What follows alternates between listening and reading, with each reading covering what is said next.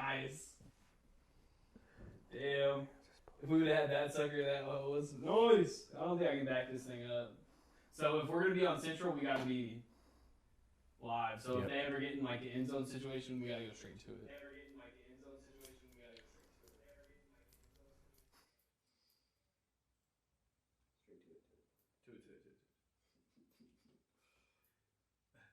I'm an idiot. You're an idiot.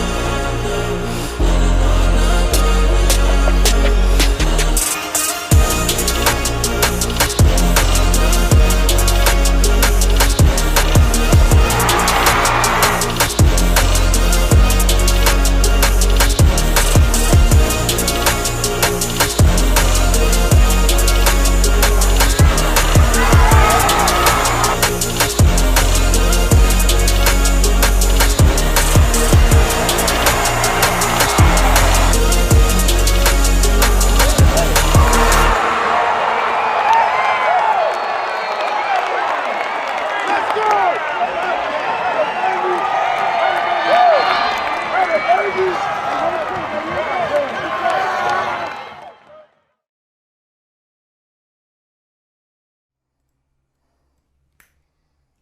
right, guys, we're live here at the COVER1 studios in San Angelo Live. It's Matt Trammell here at the live desk.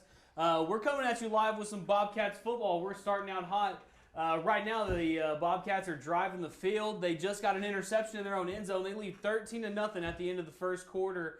It's been a good one all night. They've scored twice, and like I said, they had that huge interception in the end zone to start this drive right here where they gone for it on third down and got it.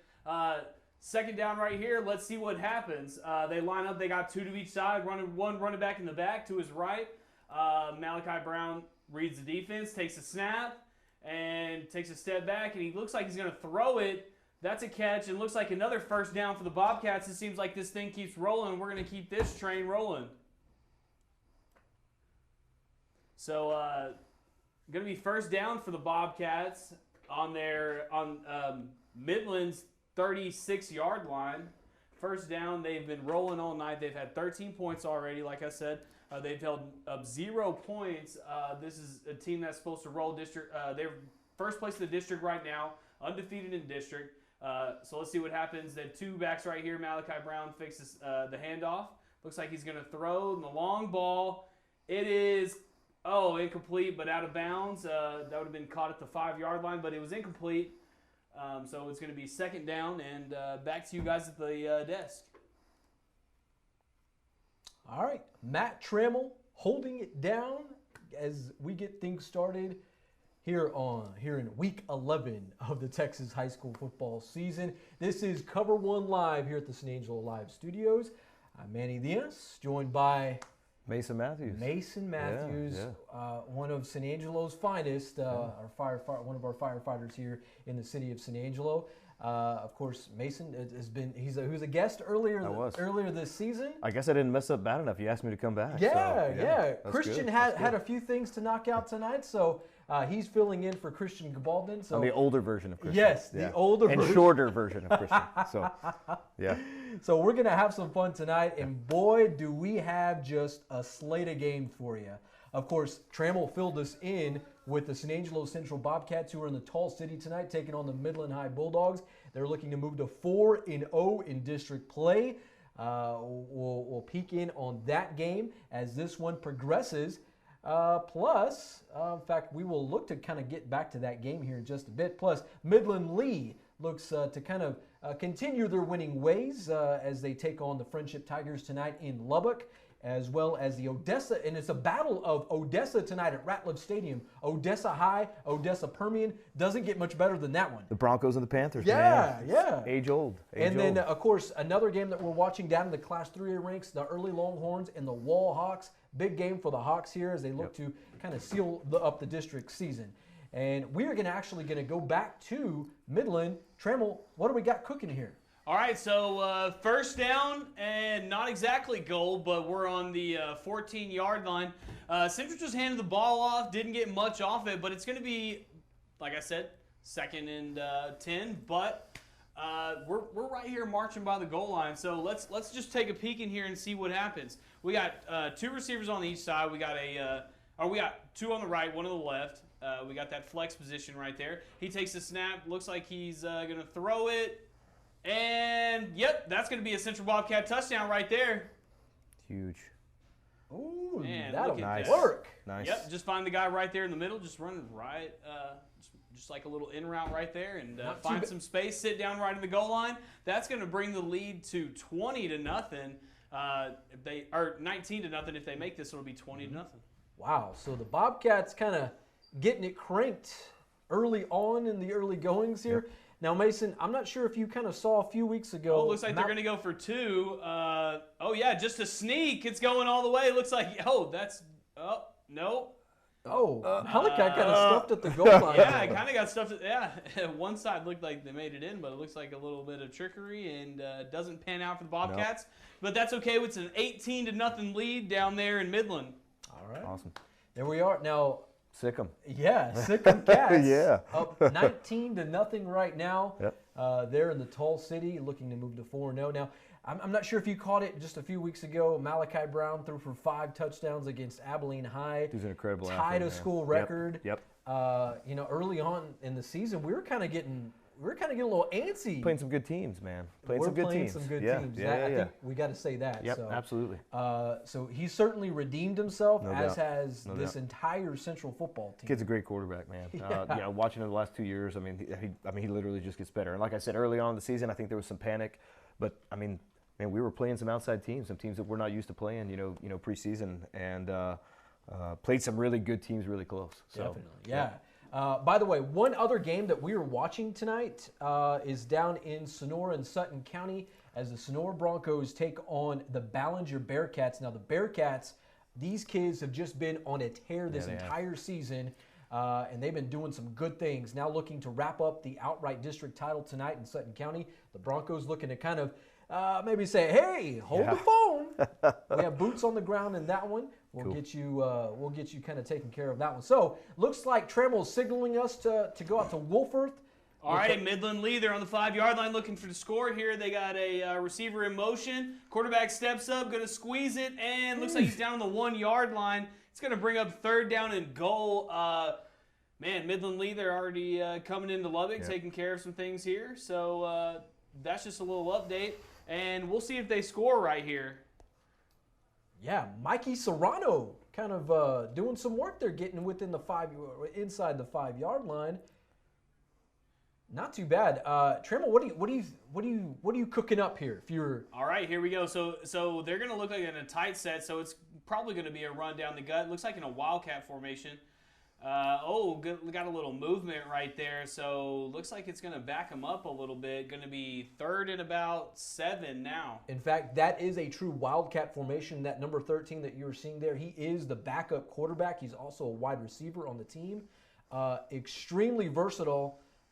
I wouldn't be surprised if maybe we see him do a few more things. I know that he's certainly a guy to watch for whenever it comes around for Central to play these guys next week. So, it looks like they're going back to Mikey Serrano. Well, you look, Midland Lee's, they're up 15-7, so Frenship's holding in there. It's 3rd down. He fakes the handoff and going to make some moves on his feet. Throws it. Oh, incomplete. Looks like he kind of threw it to nothing.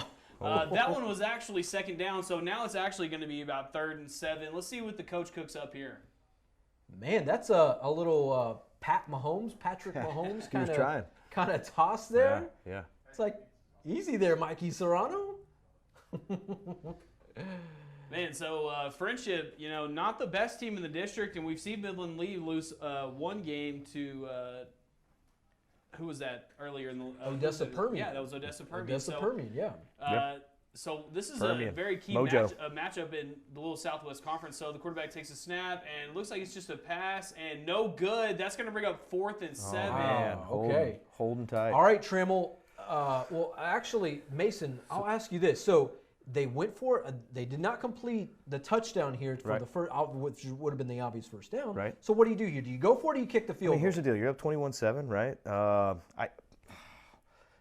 I'm a gambler. Man. I would roll. I mean, you're up big. Why not? Rolling sevens, perhaps? I'd roll. So it looks like the Midland Lee kickers actually come out, and it looks like someone on the kicking team forgot they were playing and are running there last minute. But as long as it gets there. Yeah, nonetheless, lines up. The placeholder takes a snap, and the kick is up, and the kick is good. That's going to extend this lead 18-7, Midland Lee. Yeah, I think that's the Rebels right I think there. I said 21-7 a while ago. I apologize. Hey, did you see that they have LHS? Do you think that's Legacy High School or Lee High School?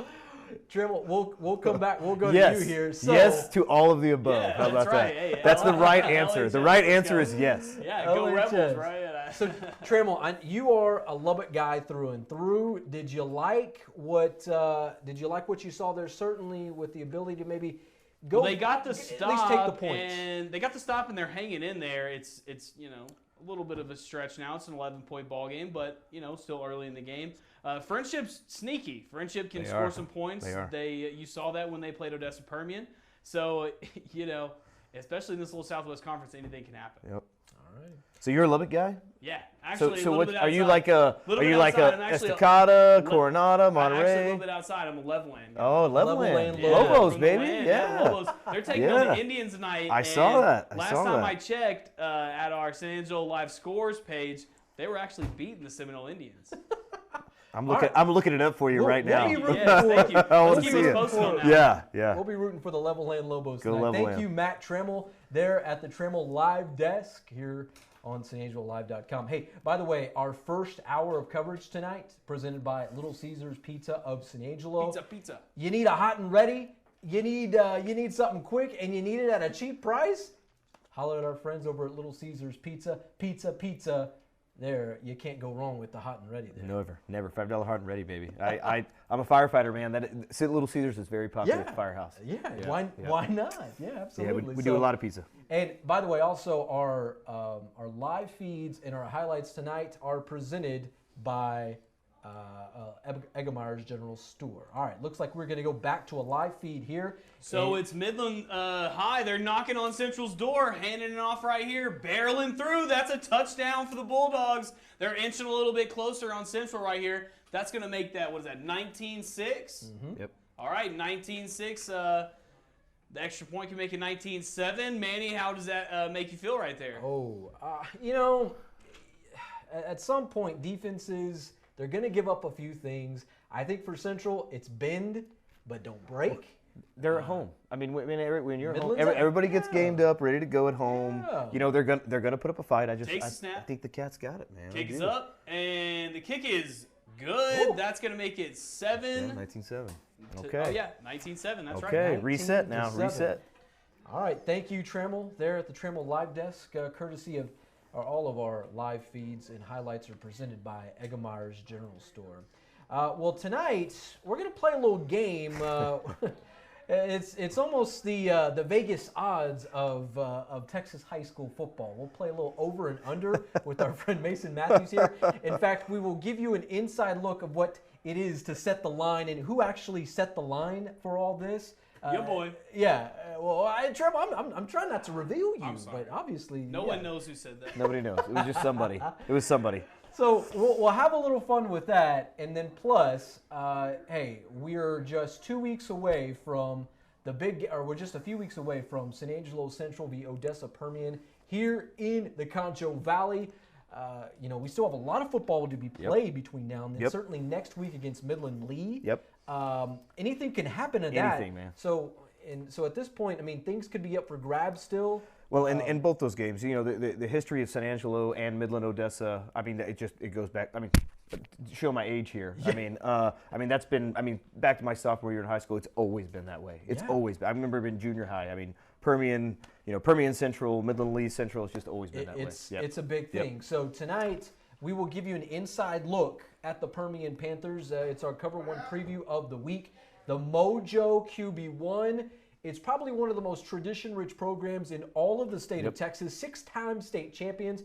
And, I grew up in Cristobal, so just a little bit down the road. But, watching high school football from afar and certainly playing it as well, you always hear about what goes on with the Mojo mystique. Always. You go back, you throw in Friday Night Lights there. I've got a pretty close family friends with Coach Gary Gaines, legendary Is coach. that right? Yeah, very close friends with him and his family. So I was really young when all that was going on, but through the years, he coached here at Central, and we kind of got to talk about how that's going. So just watching the movie, I kind of knew the backstory and behind the scenes stuff. So, man, legendary thing, man, and Permian Mojo, man. Everybody knows. If you're from West Texas, you know everything about there. And in fact, we're going to get a firsthand look at what one of these traditions means to the Permian Panthers. In fact, the voice of the Permian Panthers, the radio voice, Barry Sykes, who was on the actual movie there. In fact, I got to chat with him, so that is our COVER1 preview of the week. Good stuff as we kind of near with that. As Trammell is kind of searching around for different games going on around West Texas and the Concho Valley.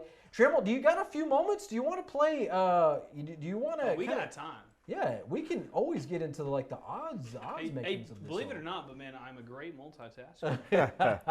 Speaking of Permian, you got a score on that? I'm looking. I see Permian's up 21-0 in the second quarter. Yeah, it looks like their stream's currently unavailable at this time, but maybe later on down the night they'll fix the broadcast. But they look like they're up big before half. All right. So. Well, let's get right into this, and we'll kind of get into our bookmaking, if you will.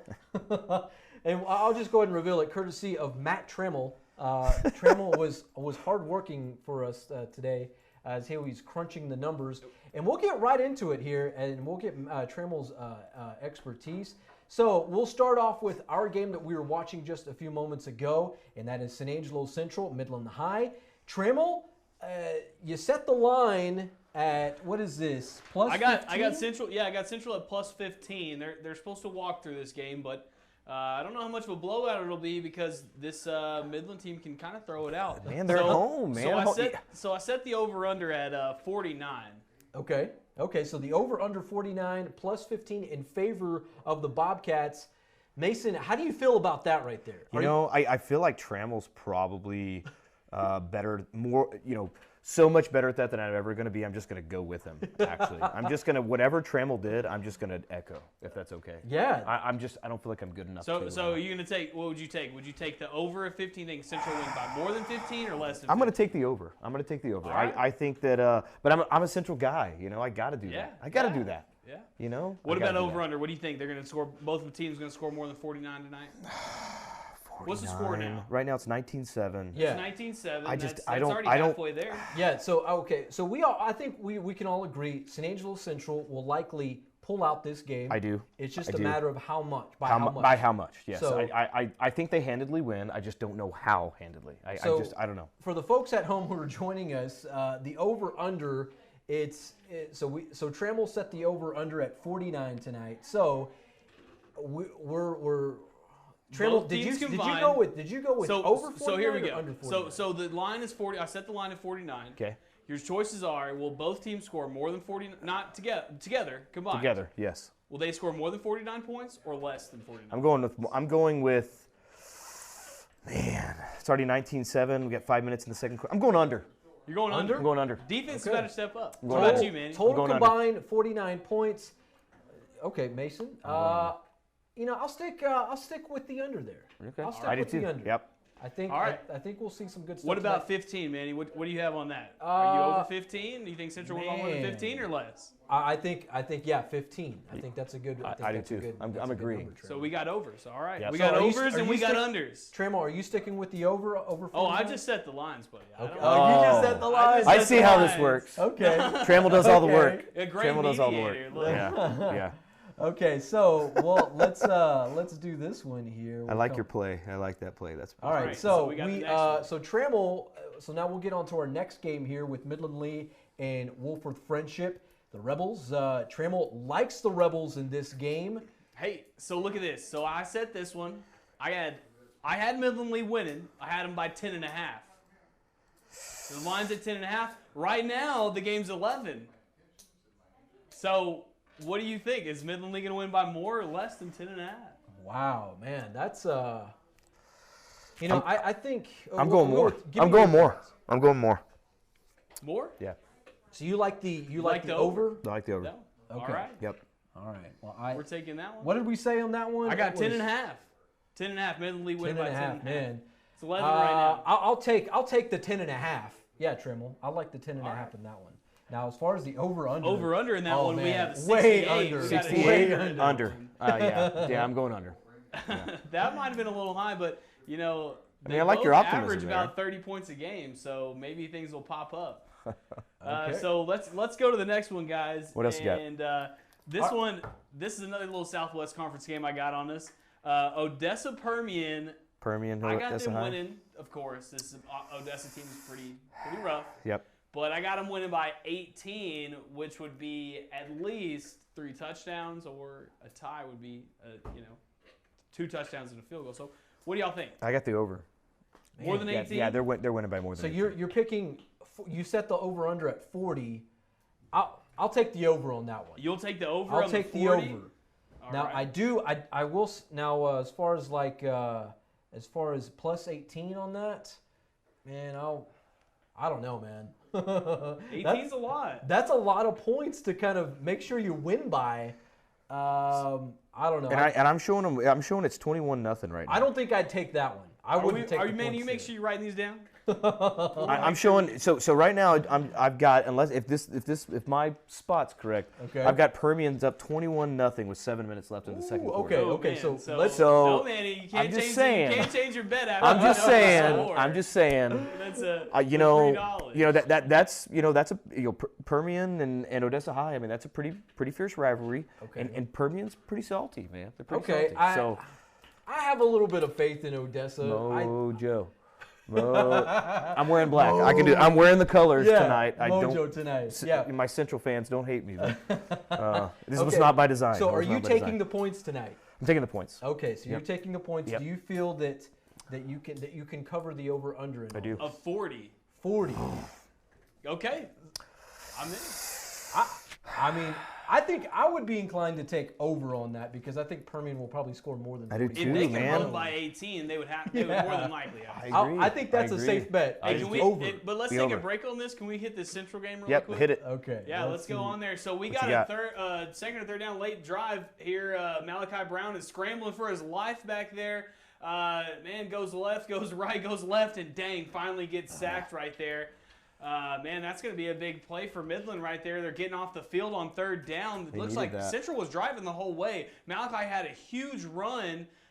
It was like a 40-yard run like 2 or 3 plays before this to actually set them up right here to kind of get them in that green zone. So, and let's just keep watching this. Maybe there's a penalty. Maybe Central will be able to keep this. But either way, it looks like it's going to be 4th down and long down here in their own territory or in their opponent's territory. So, actually, it looks like the defense is coming out. That was actually 4th down. So, what a huge stop for Midland right there. It looks like they take over the ball. All right. Okay. So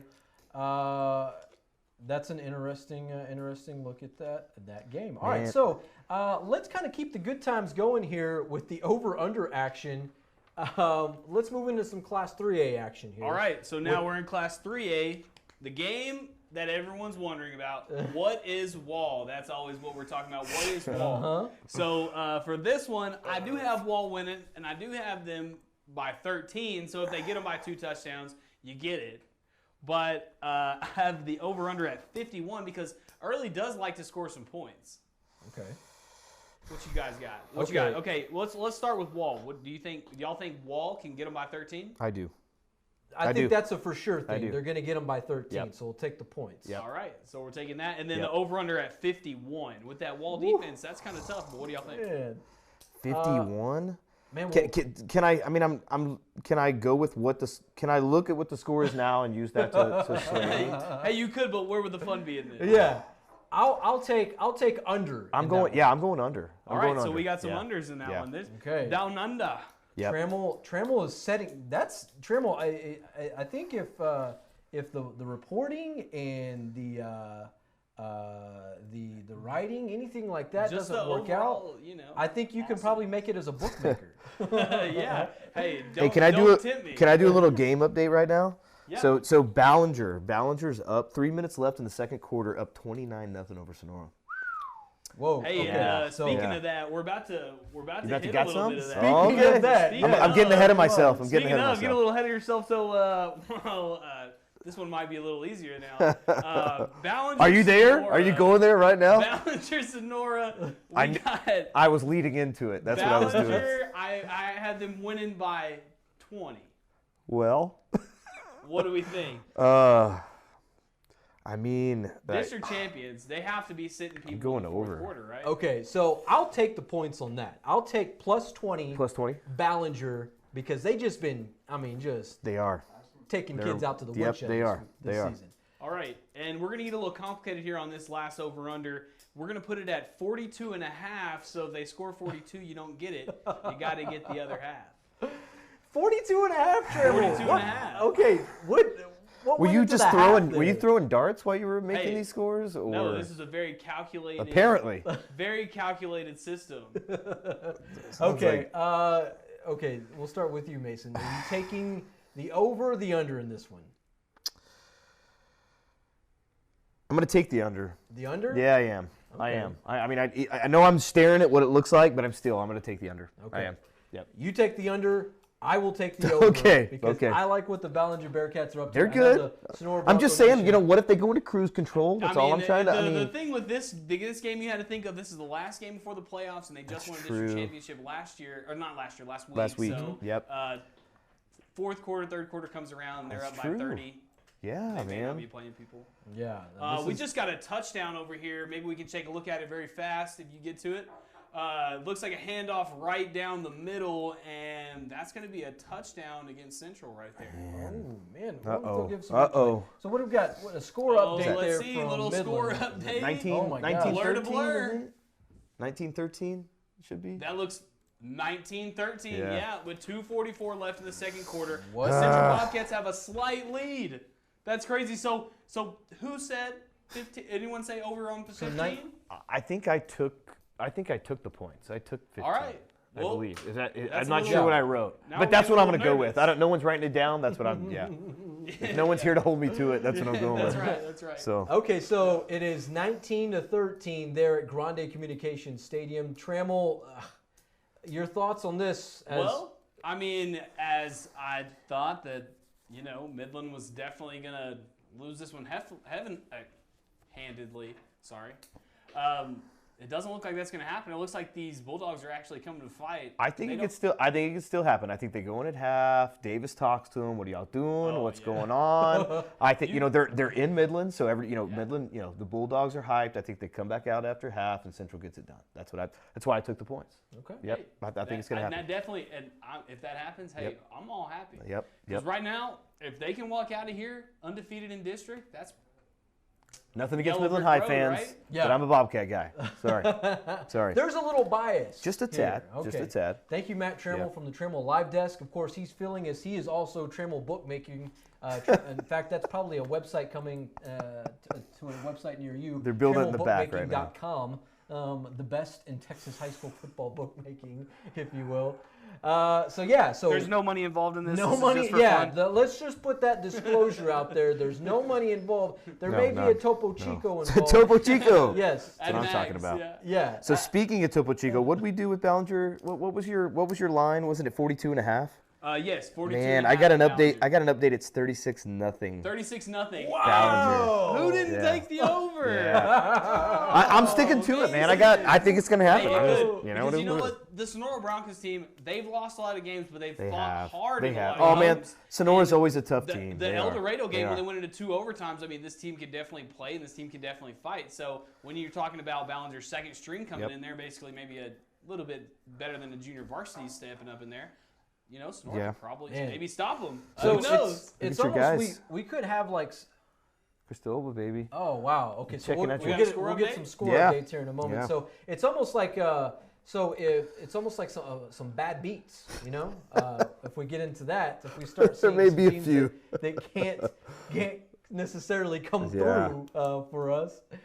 Trammell, if you can pull up our. By the way, for anything and everything Texas high school football tonight, cruise on over to SanAngeloLive.com. You will get all of the goods. We have all the scores from around the Concho Valley and West Texas. SanAngeloLive.com.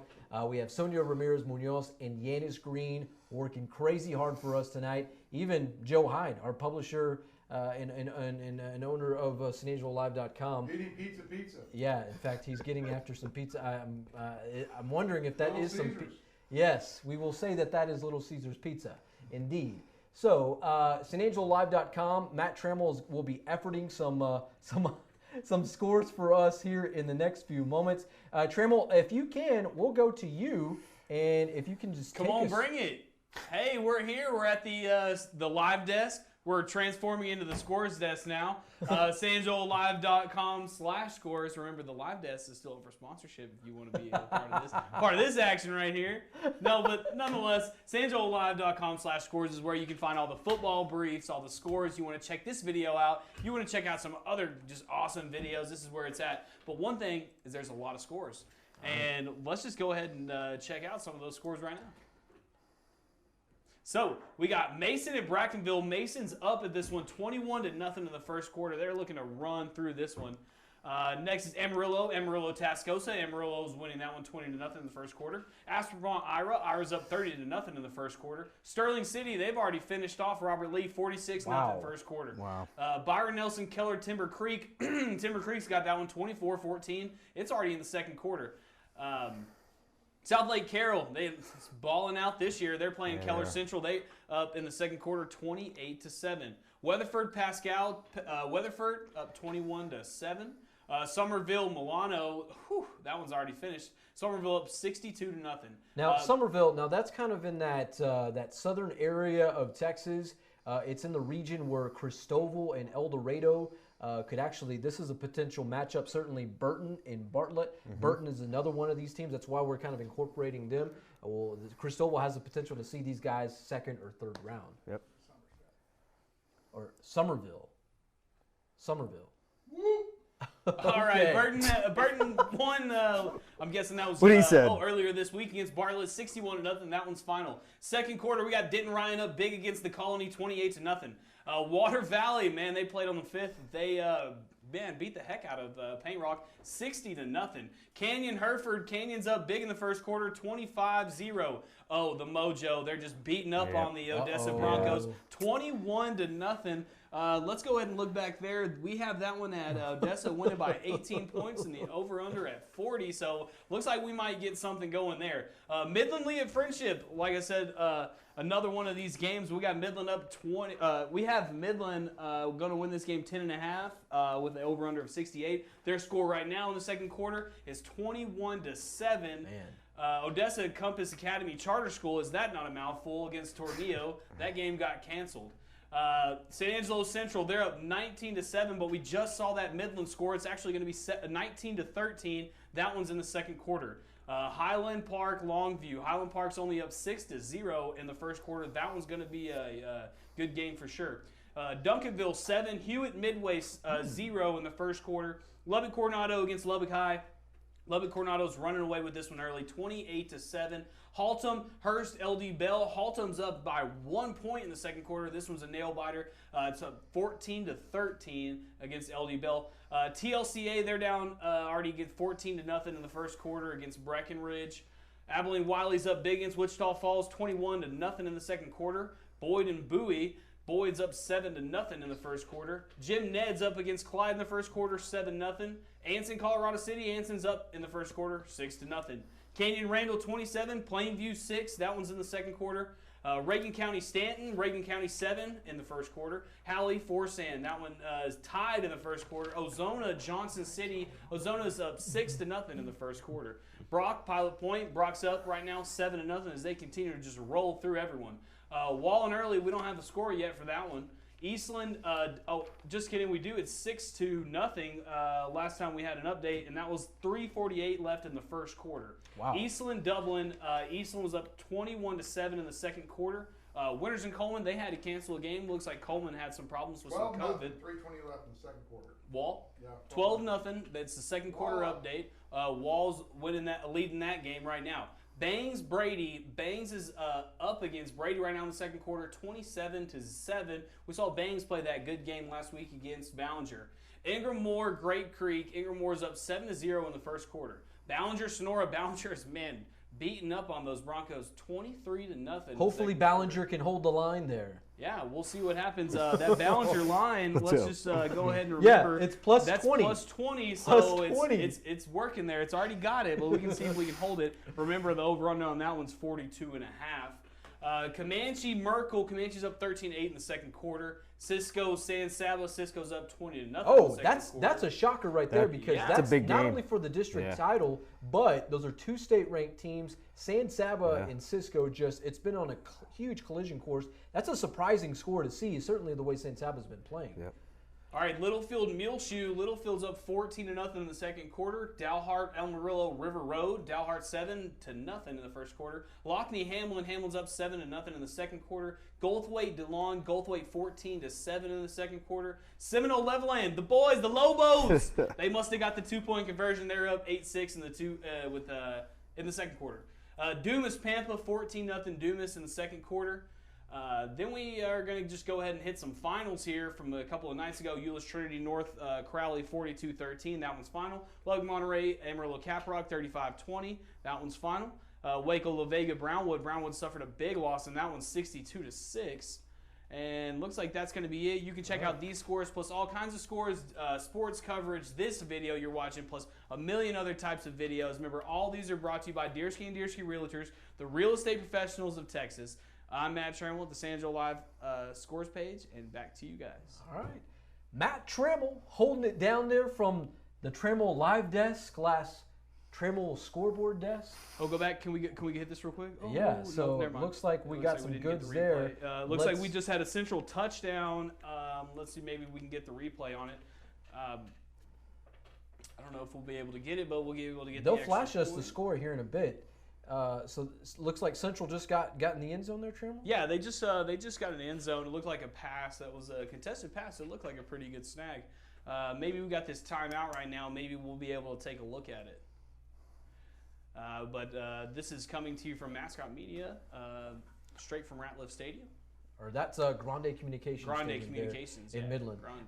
Trammell, I do see that we may have some a highlight from Sonora. Let's see. Let me cruise down to that there, and we can kind of get that forwarded on to you. But nonetheless, so we're seeing some interesting games. This the San Angelo Central Midland High game appears to be very, very interesting. Looks like the Bulldogs aren't going down in this one without a fight, and you know it's. I mean, I wouldn't expect them to just roll over in this one, so to speak. I think that they've always historically kind of given Central some fits, so we'll see kind of what happens and down the stretch here with that. So let's see. 1 minute to go. We can. I have the first quarter highlights from Sonora. Okay. Ballinger. Okay. It's a good game out there. So, well, maybe not a good game out there so far, but we might have some interesting plays, maybe some nice touchdowns. I don't know. Manny, let's just let you take this away. Let's see. 1 second here. Let me kind of cue that up, and we'll let that. Okay. Well, so a little update from Lubbock. The Frenship Midland Lee game. It got a little close, boys. Yep. Right now it's 21-14. Yep. At Within halftime. a touchdown at half. Wow. Okay. Yep. So it looks like Central went for 2, and they did end up getting the 2-point conversion right here. Okay. So what does that score make it there, Trammell? Is that 25? 25-14, I believe. Yeah. Is that right? That it doesn't sound wrong, but think it's we'll right. see. We'll see if we can get an update. So we can right here. It's That's what I'm showing. the back pass, and yeah, that's just the tank catches it in the end zone wide open. That's going to make it 27-14. 27-14. There you go. Man. Just barely any seconds left in the second half. Okay, so Ashton Hartsfield completing the 2-point conversion there, 27-14. Midland High not exactly out of this one by any stretch of the Big second half to imagination. come, man. Yeah, Big second half to come. All right, so let's cruise down to Sutton County with the Sonora Broncos and the Ballinger Bearcats. Trammell, roll the tape there. All right, so here we go. The kids from Sonora looking to close out the season on a good note there, hosting the district-leading Ballinger Bearcats in this one here. So first things first, we're seeing the kids from both Sutton County and Ballinger come out of the tunnels there. Early goings here. Eric, the toss, the 29-yard pass to Vaughn there. Then here we go. Dixon taking it for the 10-yard touchdown. That'll do. 2-point conversion good. 8-0 Ballinger in the early goings. Then Eric gonna air it out here. 32-yard pass to Rolowitz. Oh, breaks the tackle. Yeah. Yeah. Got him. Then back to work here. Perkins, 2-yard touchdown. 2-point conversion also good in that one. That would make it 16-0 Ballinger at that point. And as we saw, it was 20-3 or something along those lines. Yeah, I know there was. I also have the second quarter highlights if you want to check those out too, real Okay, quick. one Real second. quick. We can just run them seconds. Yeah, let's get right into that, Trammell. Let's see if you want to run it back there just a few minutes there or a few seconds there. All right, so let's cue up the second portion of the second quarter of the highlight here. Rolowitz 37-yard pass. Ooh, look at that catch. Wow, nice catch. Yeah, not bad. Then a Nice 6-yard catch. touchdown run by Vaughn. And Is that the quarterback or the fullback? Ooh, that's tough to tell there. Yeah, that made it 23-0 there. Then a 2-yard touchdown from Perkins made it 29-0 here. Then 43-yard pass. Screener. Yeah, the screener, that's going to do. And then Errett, well, he's going to cap off the drive himself. The 1-yard touchdown for the sneak. That makes it 36-0 Ballinger at that point.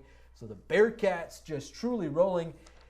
And let's kind of go back to the over-under. So Trammell put the over-under at 42.5.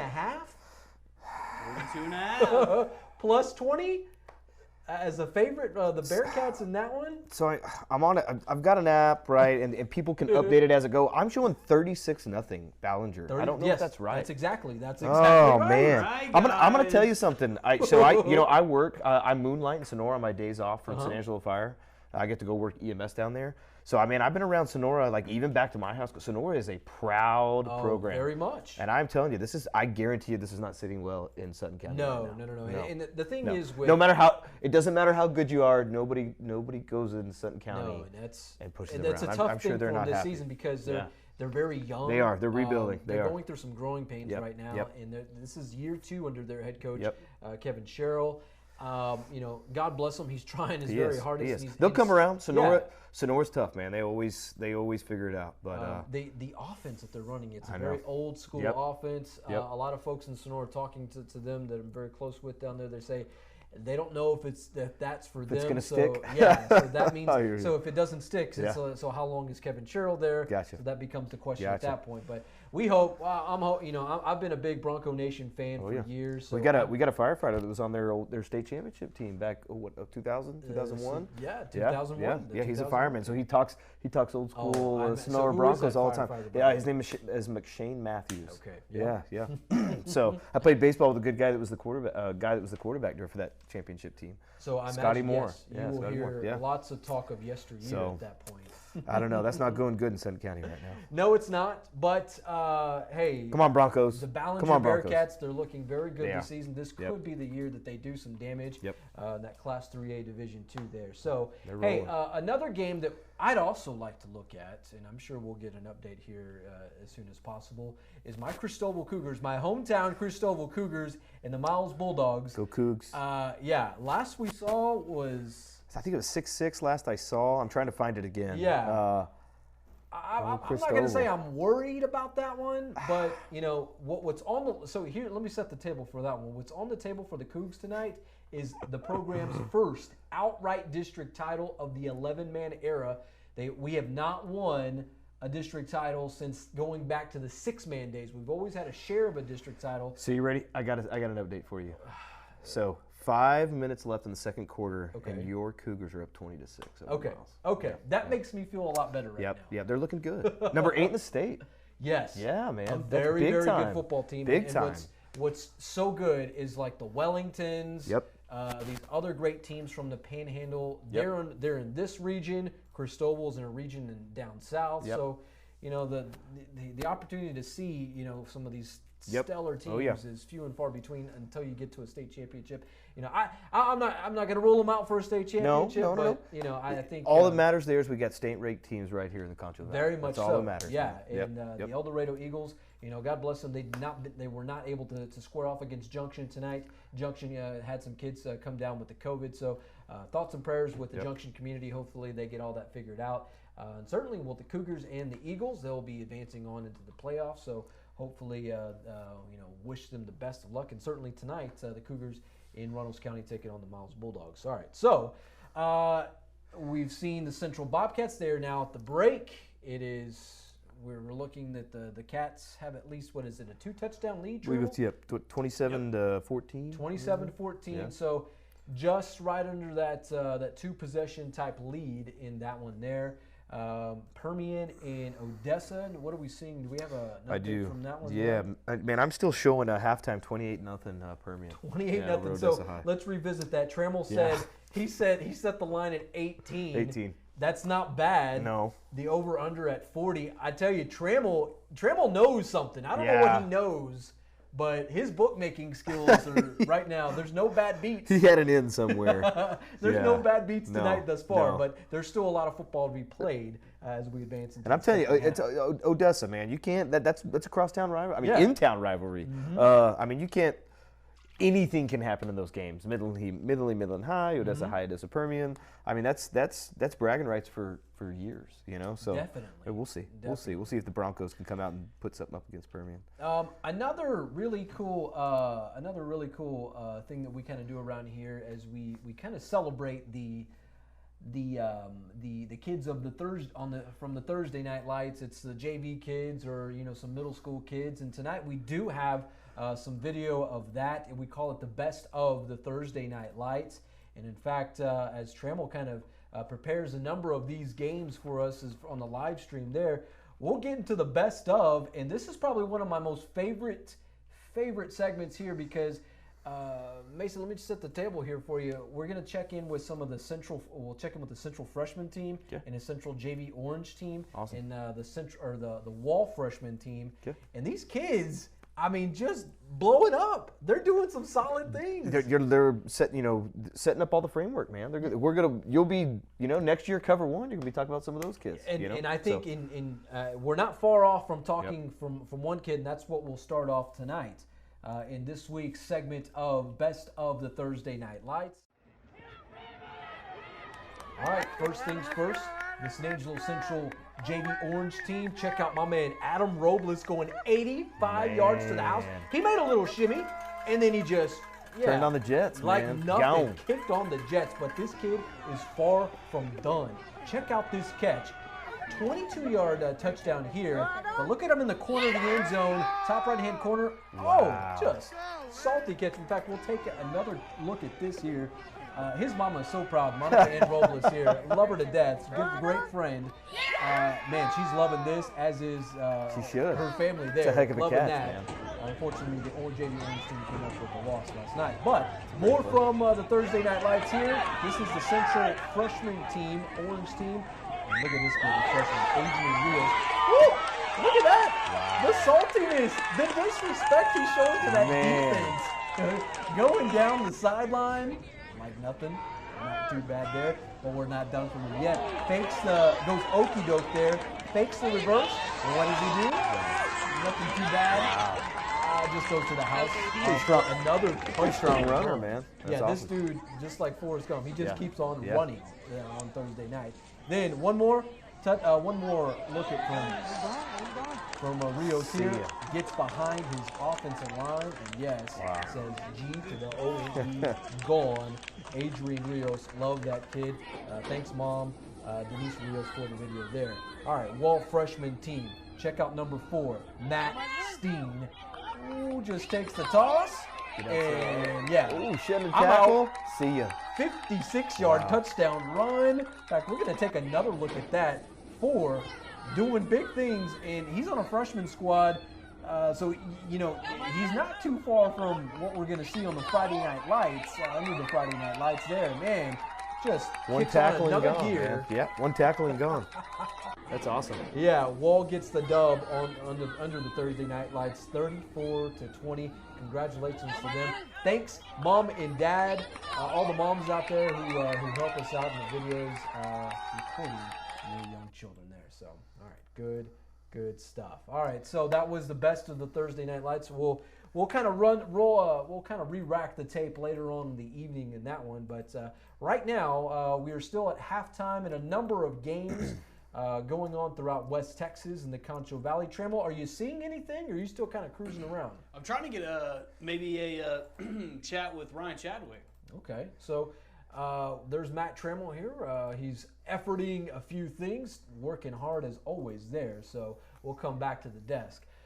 All right, Mason. You want me to give you? I got some like area scores, Yeah, like give just me a like few of close. those. By So the check way, this out. You can check out all the local scores on SanAngeloLive.com. We got the goods. Mason is going to give us some here. So here you go. Sterling City, number 1 in the state right now. Up over Robert Lee. 3 minutes left. 76-0. Yeah. Is that in the second quarter? Second quarter, Oh, 3 minutes left in the second quarter. So they're likely to 45 they're headed to the that 45s. pretty quick, fast, and in a hurry. Number 4 in the state, Rankin Red Devils up over Garden City, 42-0, with about a minute left in the first half. So they're looks like they're close to the 45 rule. Yeah. Another local score, Erie County Hornets, Eden Bulldogs. Looks like it started the second quarter, 24-22, Eden on top right now. What? Yeah. Wow. Now, Erie County, that was a team that was kind of doing some big things early on in the season. Yep. And they took an L to Water Valley, but Water Valley is a pretty good team. When they won 60-0 last night, I think, or Water Valley. Water Valley. That's a surprising score. I'd be interested to see how that one pans out. Menard Rock Springs. Looks like the Angoras of Rock Springs up 22-7 over Menard with about 6 minutes left in the half. All right. Like I said, your Cristobal Cougars, number 8 in the state. Cristobal Cougars over Miles right now, 22-6 with about 5 minutes, a little bit less than 5 minutes left in the first quarter. Oh, wow. Lampasas in Fredericksburg, kind of an interesting. Lampasas, number 2 in the state. Up 28-0. About 4 minutes left in the first half. Wow. Our TLCA Academy Eagles, they're down at half to Breckenridge, 35-0. Pretty tough one there. Yeah, TLCA, they've taken a few lumps this season, and it's unfortunate for them. I hope they get it figured out, and at least for next season, or get things figured out in the off season there. Trying to look for some. I wanted to give Trammell a little update on his Level Land Lobos over there. Yeah. So at halftime, Seminoles up by 11, 33-22 right now. So they were up early. Yeah, man. yeah. Cisco still up over San Saba, 27-0 at half. Okay, so Pretty we crazy. will have a highlight of that one. Fox Sport, our friends over at Fox Sports Southwest will be hooking us up, so we'll effort that highlight a little bit later tonight. Hopefully, we're talking. Last week we hung out a little bit with the San Sabadillos there, the graveyard. I saw that. Stadium. Yeah, I saw your write-up, man. That's pretty cool. Yeah. Hopefully, they're playing tonight at the graveyard. Hopefully, the ghosts of yesteryear do not haunt them, and certainly, hopefully, they do it in another fashion where they get after the Cisco Lobos tonight. Well, they're in a hole. I mean, man, down 27. And like I said, that's a tough. Number 6, number 8 in the state. I think. Yeah, those two teams, they're great teams. Good teams. Yep. Yes. I guess somebody's got to lose, right? Yeah, that's for sure. So, for sure. Man, one other one, Mason. I know we talked about that one earlier. Mason's up, I think, 35-0 right now. Yeah, 35-0 with 4 minutes left in the first half over Brackett. Okay. Bront down 46-0 with 3 minutes left. Yeah. 3 minutes left in the second quarter. Similar sight for those Longhorns. Yeah. My girlfriend's a Longhorn, and I always have to make fun of her.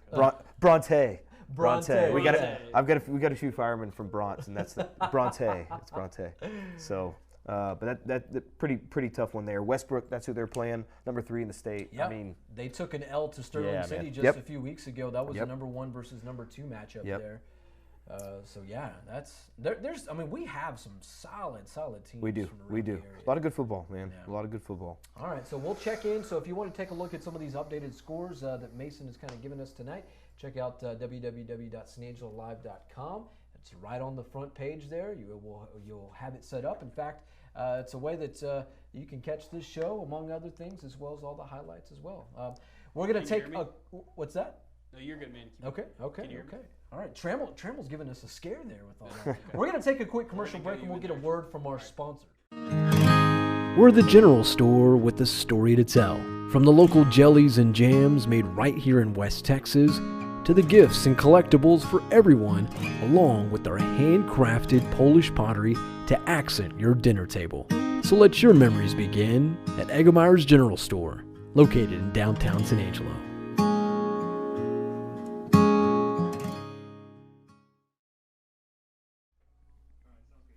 Okay. It's about to go right now. Hey, what's going on? So we're back, and we're here with the expert. Central's at halftime, but hey, this is the man that knows all about it. He's live at the game, so let's get to it. Ryan, what's up?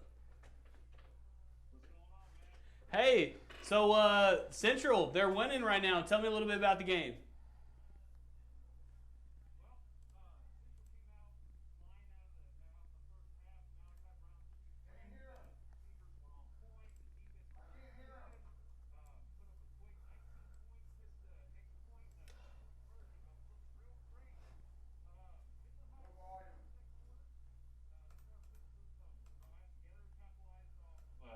One Bobcat mistake, got back into the game a little bit, scored 2 straight touchdowns, but right drove the ball down and scored with 17 seconds left on a spectacular play. Sitting at about the Midland High 40-yard line, Malachi basically threw up a prayer into basically like a Hail Mary, and Seth Levesque was in between three defenders, grabbed the ball, wrestled it away in the end zone for another Bobcat score. So they're up 27-14 going into the half, but they're looking pretty good. Hey, so, they were up pretty big, and then it kind of looked like Midland was going to, not say come back, but they kind of closed the gap a little bit. Was it something that that Central did, or was it something that Midland did, or what went on with that? Basically, Midland finally got the offense together and scored, and then capitalized off the first Central mistake of the night. Just a failed fourth down conversion around midfield, stuffed Malachi Brown on a run. So they just continued to ride off that momentum and score 2 quick back-to-back touchdowns. Well, what are you liking? We've seen Malachi Brown running all out there, not really running for his life, but definitely making some plays down the field with his feet. What are you seeing from Malachi? Has he been stepping up in the pocket making throws, or has he just been relying on that run game? Well, first of all, Malachi's got all night to throw right now, and that's got to be credited to the Central offensive line. They're keeping him clean. They're keeping him well protected. And, yeah, so Malachi's just able to make plays. He's scrambling all over the place. He's gouging them for big runs. The receivers started dropping balls there at the end of the half, but other than that, everyone's just connecting. So everything's working right now. And defensively, they're playing a spread offense, so you can't expect them to not have any points on the board. But defensively, what are you thinking? Are they playing good out there? Oh yeah, the Central front is keeping the big plays to a minimum. Midland High did find a bit of success with one of their backup running backs. Usually their change of pace guy is absolutely ripping them up, and so it's keeping them in this game. But secondary's playing well. They're getting after the quarterback. They have a couple sacks tonight. But other than that, it's that one running back. Stop him, and I think they're good to go. All right, you're Coach Davis. You're going in there. You're hyping them up. What's one thing you're telling your boys? Stay the course. They're playing well. Both sides of the ball. Stay the course. Finish the game strong. They're going to be 4-0 in district. All right, last question. I have written some booking right here. So I have Central winning the game by 15. Do you think they're going to win by 15? If they continue to play the way they are now, I say 20. All right, and I have an over-under both teams combined scoring 49 points. You think both teams combined can score 49, or do you think it'll be a little less? It'll be more. All right, so Chad, it will be more, definitely. All right. They're already at 42 or 41. Hey, there you go. So a little quick at the math right here. Ryan, Chad, we appreciate you getting on. Hey, try to hit us up a little later tonight and give us a final. Of course, sounds good. All right, see ya. All righty, Ryan Chadwick there hooking us up, if you will, and filling us in on what's going on there at Grande Communications Stadium. The Bobcats, they're seeing a Midland High team that's not going to go quietly into the West Texas night. I don't expect them to do that. Seeing that Midland team, by the way, our second hour of coverage tonight is presented by W&W AFCO Steel. Seeing the Midland High team, do you like the fight that they're given in this one? I do. Like I said, I think historically always, San Angelo versus Midland teams, San Angelo versus Odessa teams are always going to be, a dogfight. Pardon the pun there, but dog and cat fight, I guess you could say. Exactly. But I just, it doesn't surprise me one bit. Central's a tough squad, obviously, but Midland's always going to play them close. That's just what it is. They won't quit. Definitely. So I just think my Cats are going to come out on top. Yeah, I think I think we'd all like to see them go on top. All right. Hopefully. All right. First, before we kind of get into the next element of our show, we're going to hear a word from our sponsor. Like our area teams under the Friday Night Lights, here at Bug Express, we're all about teamwork. With over 40 years of knowledge and experience in pest management, our team knows how to get the job done. Give us a call today at 653-0069.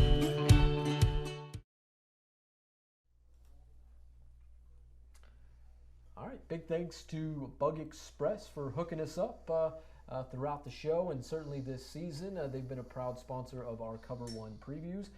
Tonight we'll see, in fact, we'll get into that here in just a few moments with the COVER1 preview of the Mojo QB1. Mason, how are your picks tonight holding up with the over and under? Do you think you're ready to play the Vegas version of anything of the over and under? No. I'm glad that there was no money involved. I don't have a whole lot to lose anyway, but I would definitely, if there was money involved, I would not have been faring well. I don't. I'm glad nobody wrote down what we picked earlier because Don't worry, I did. because I'm totally gonna change it. So hopefully, I guess everybody could go back and rewind. They could go back and look. Yeah, but, they can certainly. But it's for right now. I'm just gonna say that's what I said. That's what I said. What I said. Yeah. Yeah, I said what I said. You can't tell me what I said. I said it. Yeah, so hopefully, those picks. I think for the most part, we are getting some great picks. These teams are not they're not going down without a fight, so to speak. So I'm sure we're going to see some different scores tonight. But man, so far, props to Matt Trammell and the bookmaking elements of this. Pretty spot on. He did pretty good. Yeah, I mean, he really did pretty great. Very close to a lot of those scores. He did pretty good. Hey, we are near the halftime. We're probably in the closing moments of that half of a lot of the 6A games that started at 7 o'clock. We're probably nearing half at the start for a number of the lower classification games. So with that, we will take a quick break, and we are going to share with you our COVER1 preview from Odessa Permian, and this week's preview presented by Bug Express, the Mojo QB1.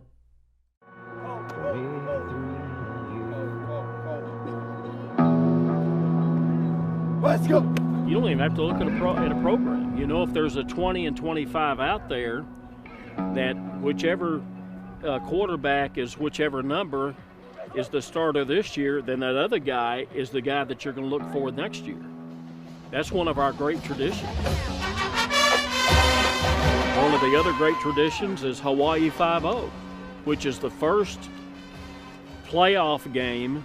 The band comes into the stadium from either the north or south end and completely circles the field playing Hawaii 5-0 and then transitions into Grandioso. The fans just can't wait for that band to come into the stadium playing that song. That really gets them riled up.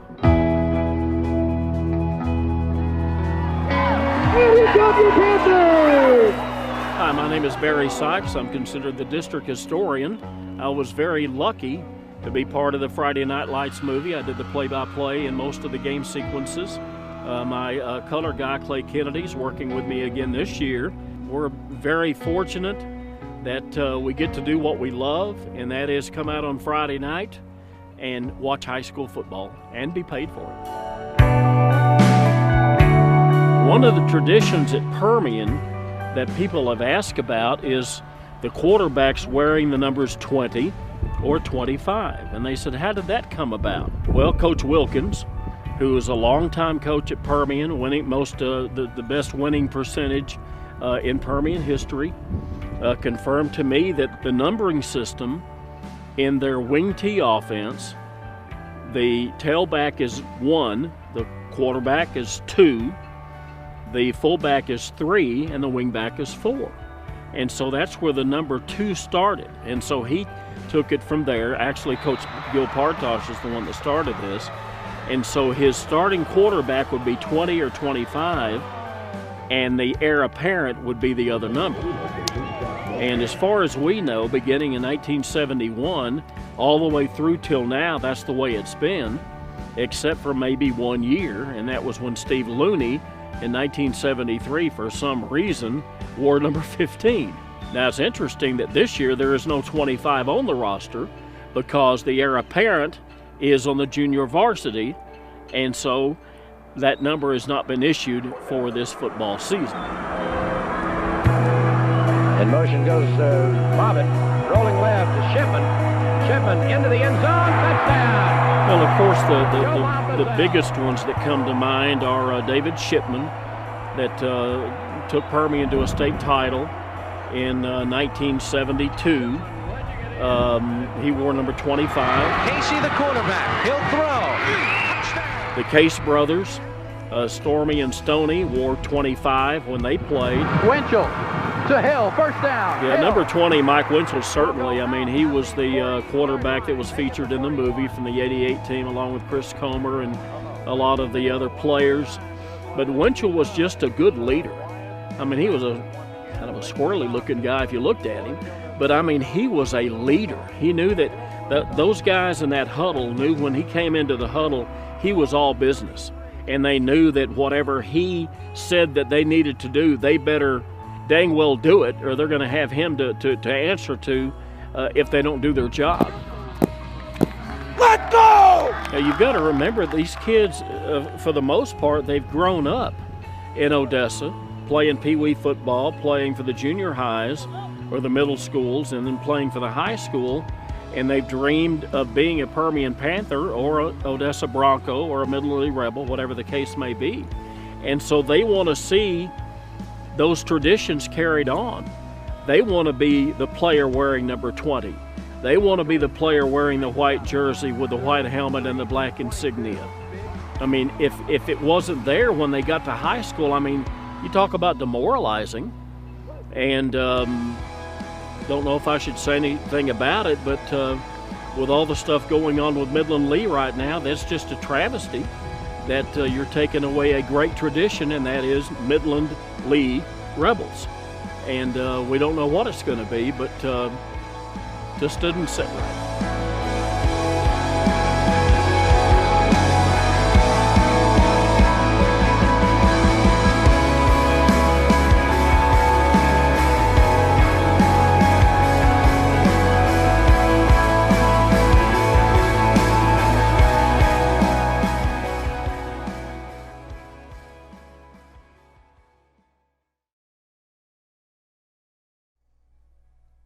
All right, we're back. It's second half. Bobcats football. Looks like we catch a little screen pass, make a little move here. Can make a little move there. Going to get close to the first down. This is their starting drive of the second half. They've already gotten one first down, so looking to make some moves right here. We got, looks like they got two backs right here, two to the top, two receivers up top. Malachi Brown takes a snap.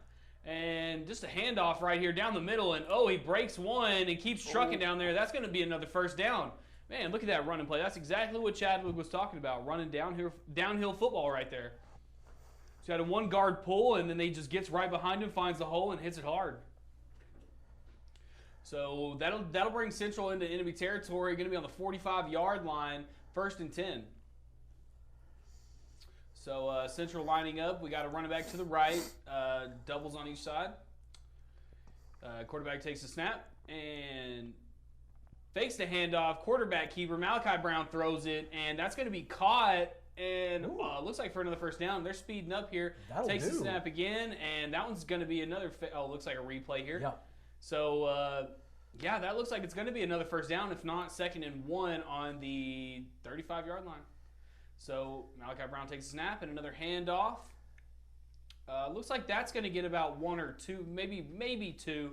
Man, they are pushing the pace in this drive here. Yeah, and that's what Central's looking to be doing all night. I guess they're thinking faster you get down there, faster you can score some touchdowns. So getting the plays in right now. Malachi Brown talking to his receivers. Looks like they're going to split out 2 wide on each side, one running back.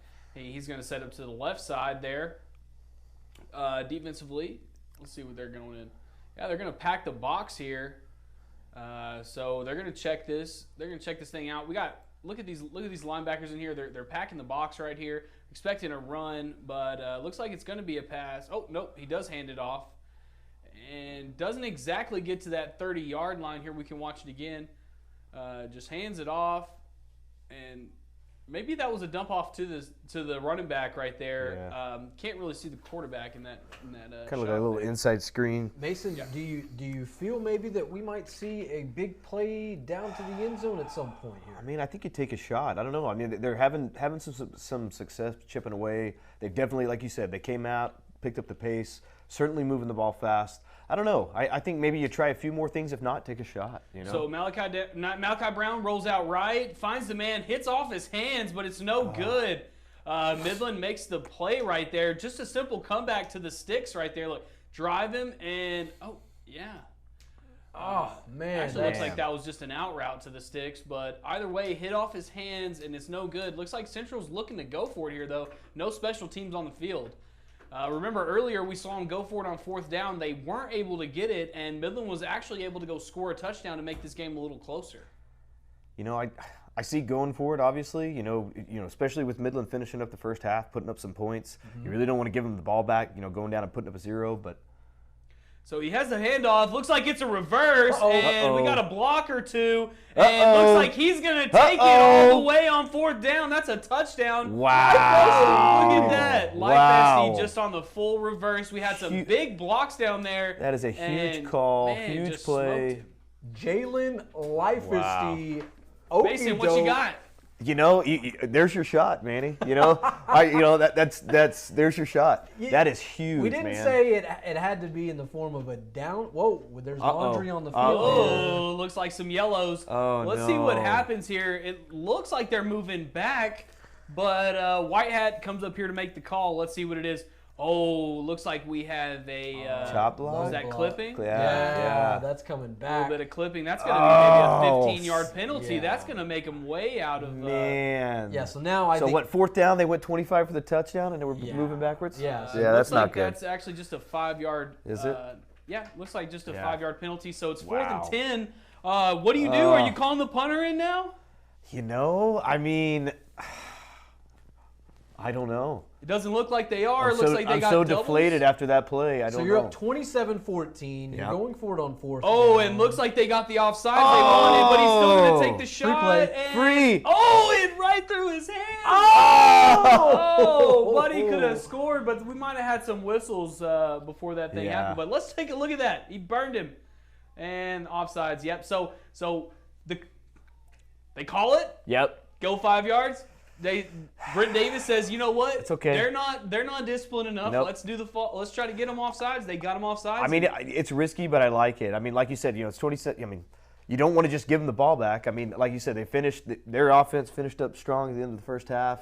You know, if you don't put up points here, they may go down and. All right, so this now makes it 4th, and this is a, I guess, a 4th down in which they're able to perhaps get that first down. Not out of the realm of possibility there. So it looks like they went for it and barreled his way through there. Malachi Brown doing Malachi Brown. Here it is. Look, we saw this earlier with that long run, and he's just like, man, I don't need the rest of these Bobcats. I got this. I got it. I promise, guys. I'll take y'all to victory. Just let me do my thing. So right back at it. Looks like trips left with the running back to the left as well. So they're going to pack that side of the field. And most time when they do this, they're going to pack the side of the field left. Maybe try something coming right with like a rollout throw to Malachi, get his feet rolling. So we'll see what happens here. If not, what down do you have here, Matt? So we got first down and 10. Okay. Handoff left, and he's going to just bounce it back out right anyways. There's nobody out there. He goes all the way down to the 4-yard line. That's going to be first down. So we can watch this. This is just a nice, misdirection play right there and going, oh my goodness. Cutting it back, going opposite field. That'll work. Yeah. Yeah. So 10-yard line, we're moving. It's 2nd and 2. Malachi, what can you say more about this guy? So doubles right here. You got to run it back to your left. And they check the line of scrimmage. Looks like everyone's going to get a new play. But you see that this Midland defense likes to stack the box. If they want to get beat, they want to get thrown on. So Malachi Brown goes left, and he does throw it. And looks like that's going to be a touchdown. Oh, look at that. Got it back. So right here. So you see it. It's just an out route right here at the top. And then he just goes and gets one extra yard than he needed, right? Makes a good play. The stretch there certainly sold it. Pretty so cra- that'll make it pretty crazy 33 to sequence there. 14 Yeah. and extra point pending. Wow. So 33-14. That's a heck of an opening drive for the Bobcats there to go the distance. I'd be curious to see like where they started that drive from. So they're checking everything. They might go for 2 points right here. Looks like they are. And just going to be a rollout right. Get big with me and see what happens. Looks like just like earlier. And doesn't look like they're going to get it. So this is almost the same play we saw earlier go when they went for 2. And just like last time, it doesn't look like they're going to get this. Midland High standing them up on the goal line there. All right, so 33-14 from Grande Communications Stadium. Thank you, Matt Trammell, there from the Trammell Live Desk, presented by Eggemeyer's General Store. All of our highlights tonight, highlights and live stream presented by Eggemeyer's General Store. So, man, the Bobcats, Midland High had That's a pretty crazy sequence right there. Right? You get fourth down, we do a reverse, we score a touchdown, just kidding, clipping or whatever, chop block, move them back, get the offsides. Pretty awesome, though. I think they need the points, though. I really do. Kind of the way that first half ended up, I think they really need that. They most definitely needed the points tonight, certainly as they want to make a case. Yep. So let's kind of revisit what we saw with the early goings of this when Trammell set the line. He set it at plus 15, over under 49. So that's 33-14. So we're close to that. We are. I mean, Trammell, you're pretty good, man. I'm not gonna lie, you're pretty Trammell, good. yeah, very, very good tonight. Right on I pace. have never gambled in my life. Mind you, folks. Okay, so we set the line. Yeah. We're doing things that we're not playing with money. Nope, We may be nope. playing with the Topo Chico or two. Just the Chopo Chico. Yeah. The But- Hawaiian Little Hawaiian Caesars pizza we got back here. Winner buys Eggemeyer's General Store fudge. Winner buys some steel from WW AFCO. Yep. Yeah. I mean, There you man. go. Yeah. There you go. All right. Before we kind of get into some other highlights of the night, we're going to hear a quick word from our sponsor.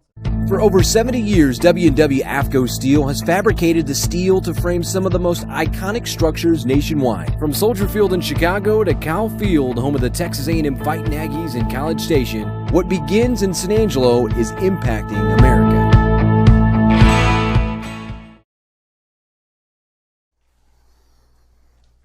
All right, big thanks to W&W AFCO Steel right here in San Angelo, pretty much building America.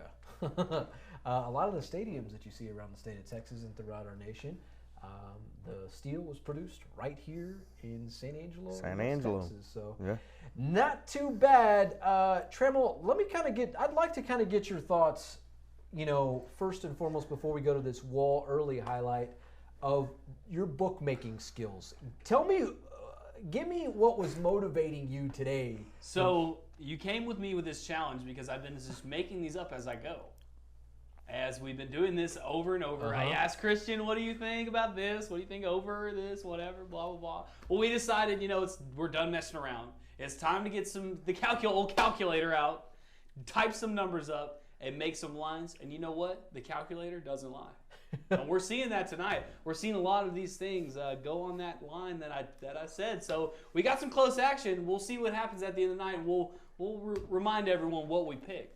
Yeah, well, I think you're spot on, Trammell, and you're too good if you ask me with all this. So I'd like to know your inside source. I think you knew something. You knew something. The inside source? That can't be revealed. That can't be revealed, I'm telling you. All right, Trammell, I do see that we have some Wall versus early highlights.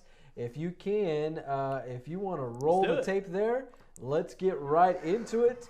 The Wall Hawks taking on the early Longhorns from a Hawks stadium on that beautiful new turf there that they have on the east end of the Concho Valley.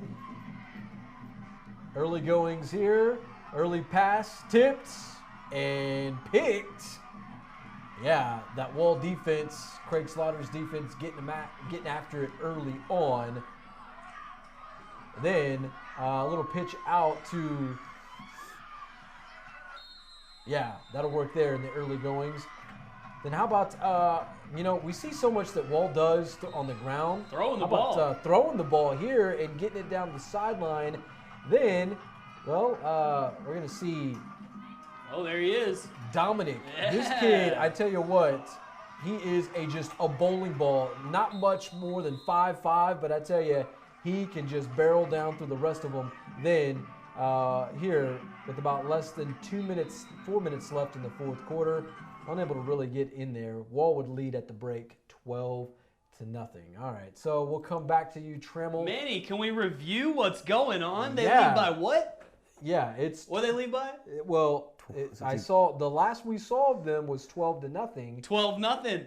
Can we remind everybody the line's at 13? Oh boy, Trammell. Also, I might be wrong on this one, and whoever picked the under, genius. Over under at 50. It was me. Yeah, that was me. Remember, I told you no one's going to hold that. So Hey, I did actually have that written down right there. Of course you right did. here. All right. Yep, there you go. Yeah, Trammell is getting too good at this bookmaking thing here, so we'll. Way too accurate. Yeah. Way too accurate. He's Trammell Damas with all this, with him picking tonight's score. So Oh, yeah. do we have an updated score from Wall? Is that do we? I know last we saw it 12-0. Let's see what we got here. Man, I know some the Hawks. They're looking to kind of wrap up this Yeah, it looks like they're still season. at halftime. Yeah, I think they're still half. 12-0. Okay, so I don't think Houston guy will be looking to throw out the kitchen sink against the early Longhorns. No. This is kind of just a tune-up for the playoffs. Yep.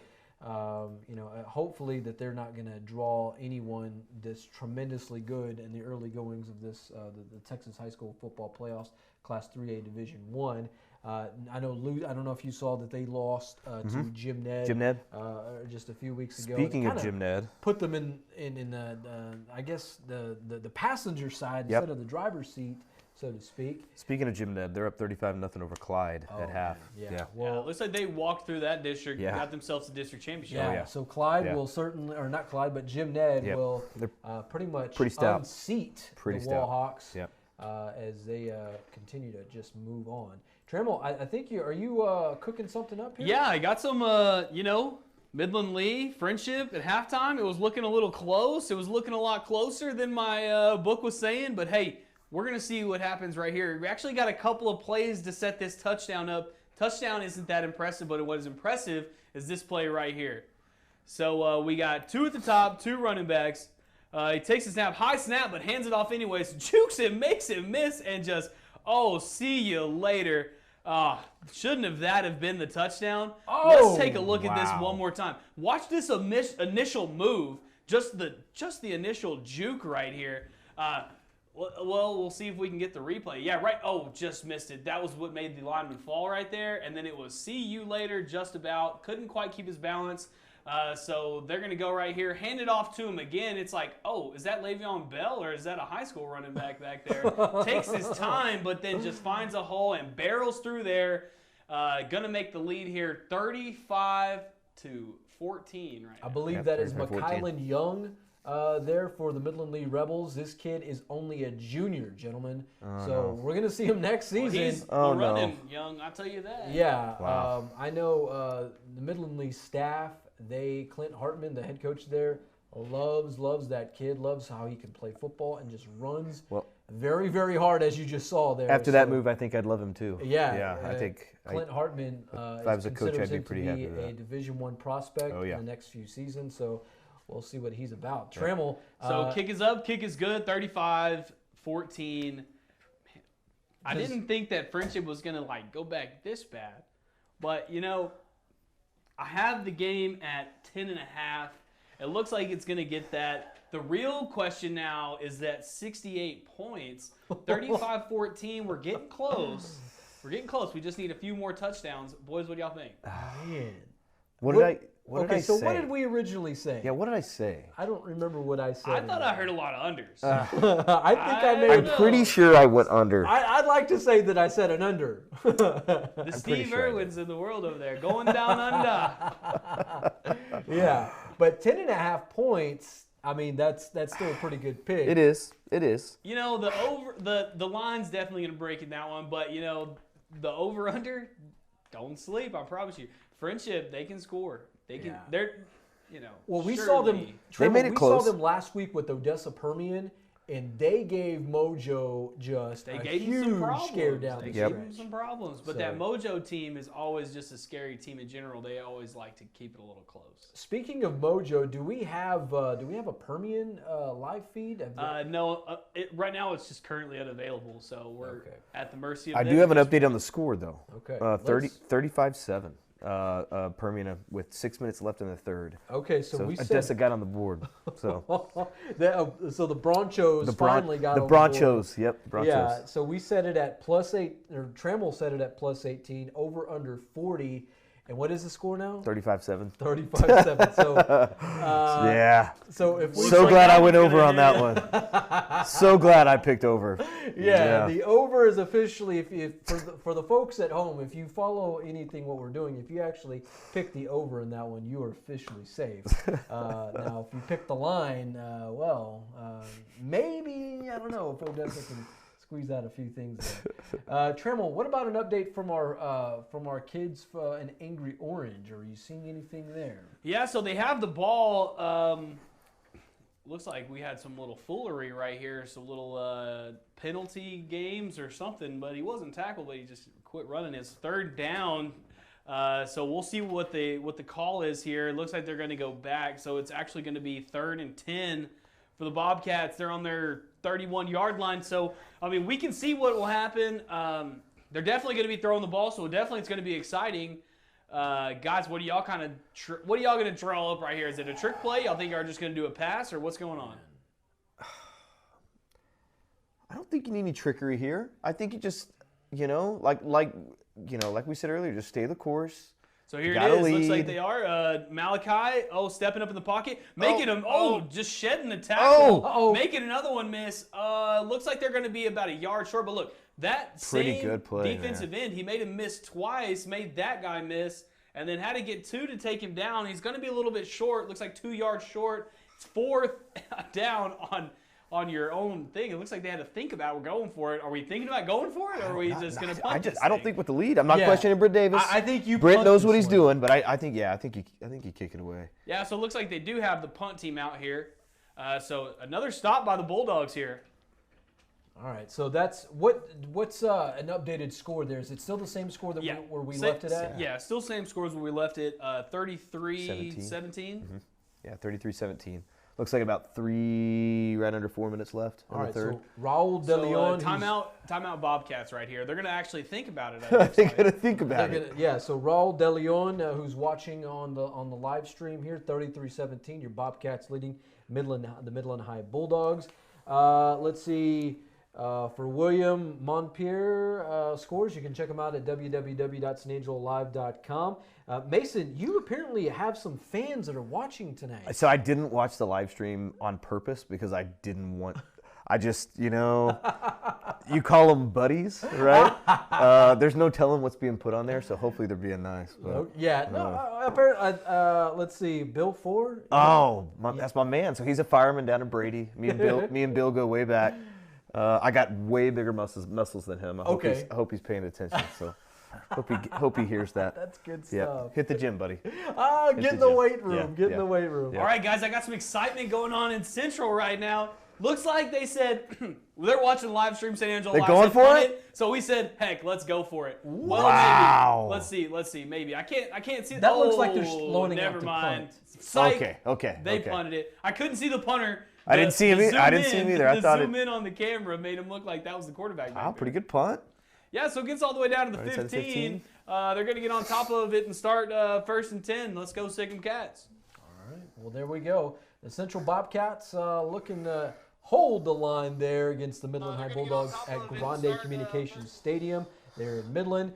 Shout out to Selena McSherry out of El Dorado. She says, "Go Eagles, City of Gold."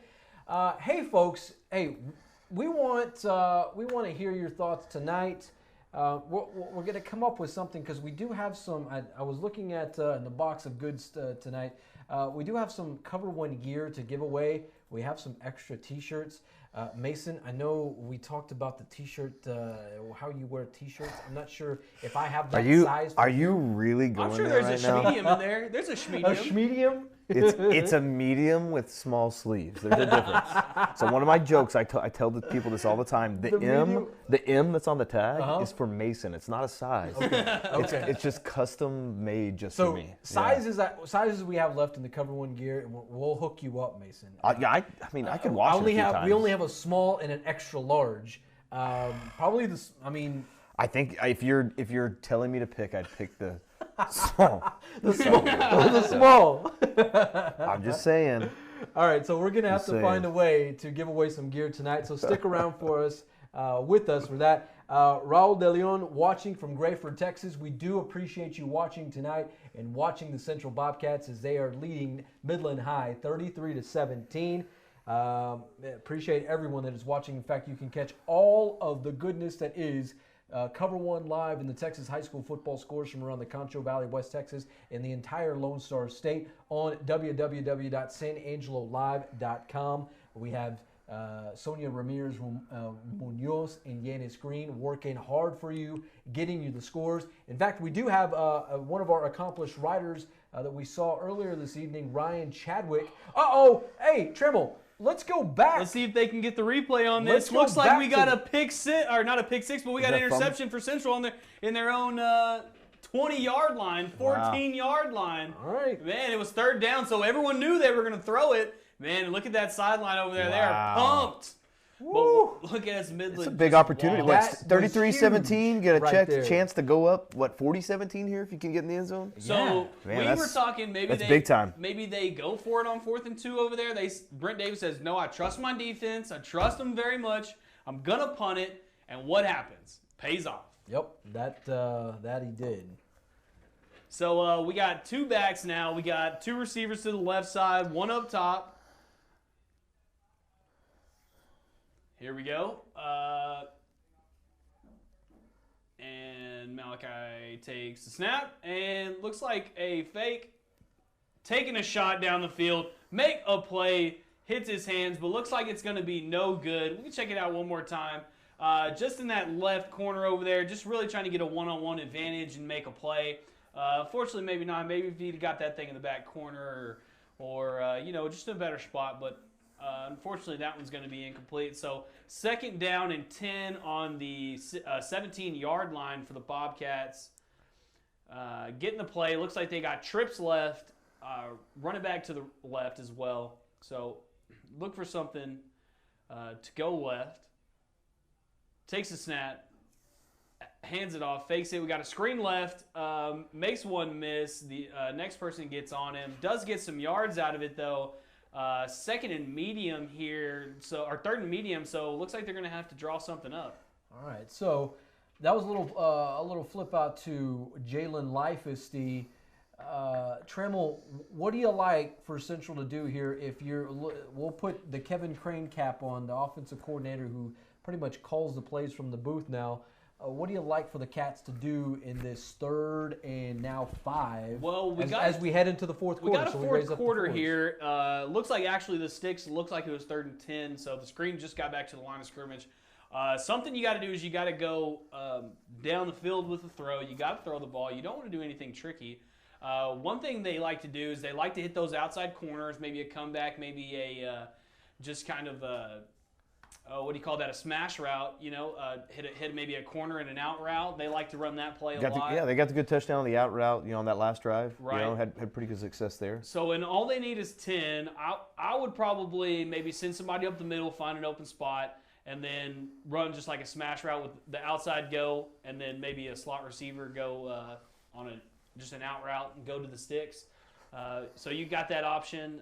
You also, they could probably go deep. They could send everybody deep, and Malachi could run for 10 yards. I was going to say, spread them out. Malachi's, athletic enough, and you've seen, the few times he's scrambled, he's picking up chunks, right. 8 and 10, 12 at a time. We saw a huge run from earlier where he got about, 10, 20, 30, 40 yards off of it. So, and we also just been seeing him run like crazy all night. Mm-hmm. So, bigger question here, Mason. Do you think it's 4-down territory here? I honestly, if it's me, no. If it's what it looks like tonight, I'm going to say yes. I mean, I think you saw him kind of just So it looks thinking like about they throw it. Looks like it's down the middle, and Touchdown. we can watch it again right here. So he fakes the handoff. It actually is right up the middle, and that's going to be a touchdown. Wow, Jalen nice throw. Yeah, Jathan Lifesty. That's 2 in a row for Lifesty there. Number 6. So Don't have to worry about 4 down territory. Yeah. Got it in there. Yeah, obviously not having to worry about. No call needed. Well, the last 2 times they went for 2. They're unsuccessful. So it looks like they're just going to settle for a field goal. But I don't know. They're talking about it. And nope. Going to just go ahead and settle for it. Takes a snap. The kick is up. And the kick is good. 40. Yep. So that makes it 40-17. 40-17. Remember, guys. What was your 49. Wow. So I'd like to thank Randall Lassiter for joining us this evening. For the folks at home here on COVER1 Live that are joining us on SanAngeloLive.com, Trammell, we did an over/under. We did also a kind of a pick'em kind of thing. I had Central winning by 15. Enlighten us. Which looks like that's going to break. That line's going to break. And I had the over/under at 49. 49. Which, that's already happened. Yep. So it looks like over 57. And looks like Central's winning big tonight, going to keep on to that district championship lead. Wow. That's huge for them. Yeah, it is. The way they can kind of just will their way kind of just up and down the field, and certainly defensively, that's a huge turnover for them that they can get because they turned it into points. Yep. So that's the for any defensive coordinator. That's a dream. What we were talking about, we were in 4 down territory. Prior to they get down there, they do the reverse, right? They push for the points, and man, it's huge. Now it's 47. Yeah.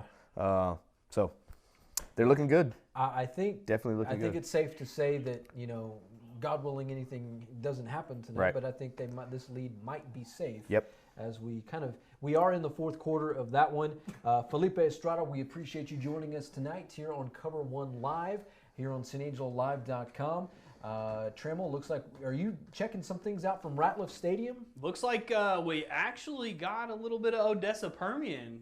Look at this. We got some Mojo action. All right. We've been checking out Mojo for the past 2 weeks, and we've seen them in some nail biters. Doesn't look like they're in one tonight, but nonetheless, we can still get a little peek into what's going on in the game. Looks like we got some business to deal with first. Looks like holding on somebody. So we'll check in and we'll see what's going on. We'll get some scores and a little bit of time on here. Looks like it's going to be 2nd down. Looks like he's saying a sideline warning for one team. So 2nd down. Looks like it's Mojo's ball.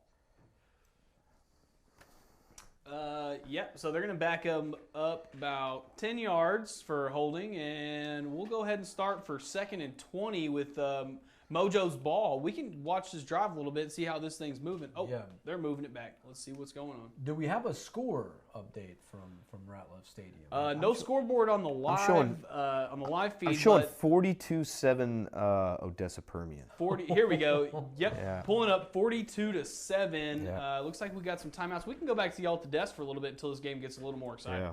Okay. All right. So, thank you, Matt Trammell from the Trammell Live Desk, courtesy of Eggemeyer's General Store, the best darn little general store in San Angelo in West Texas.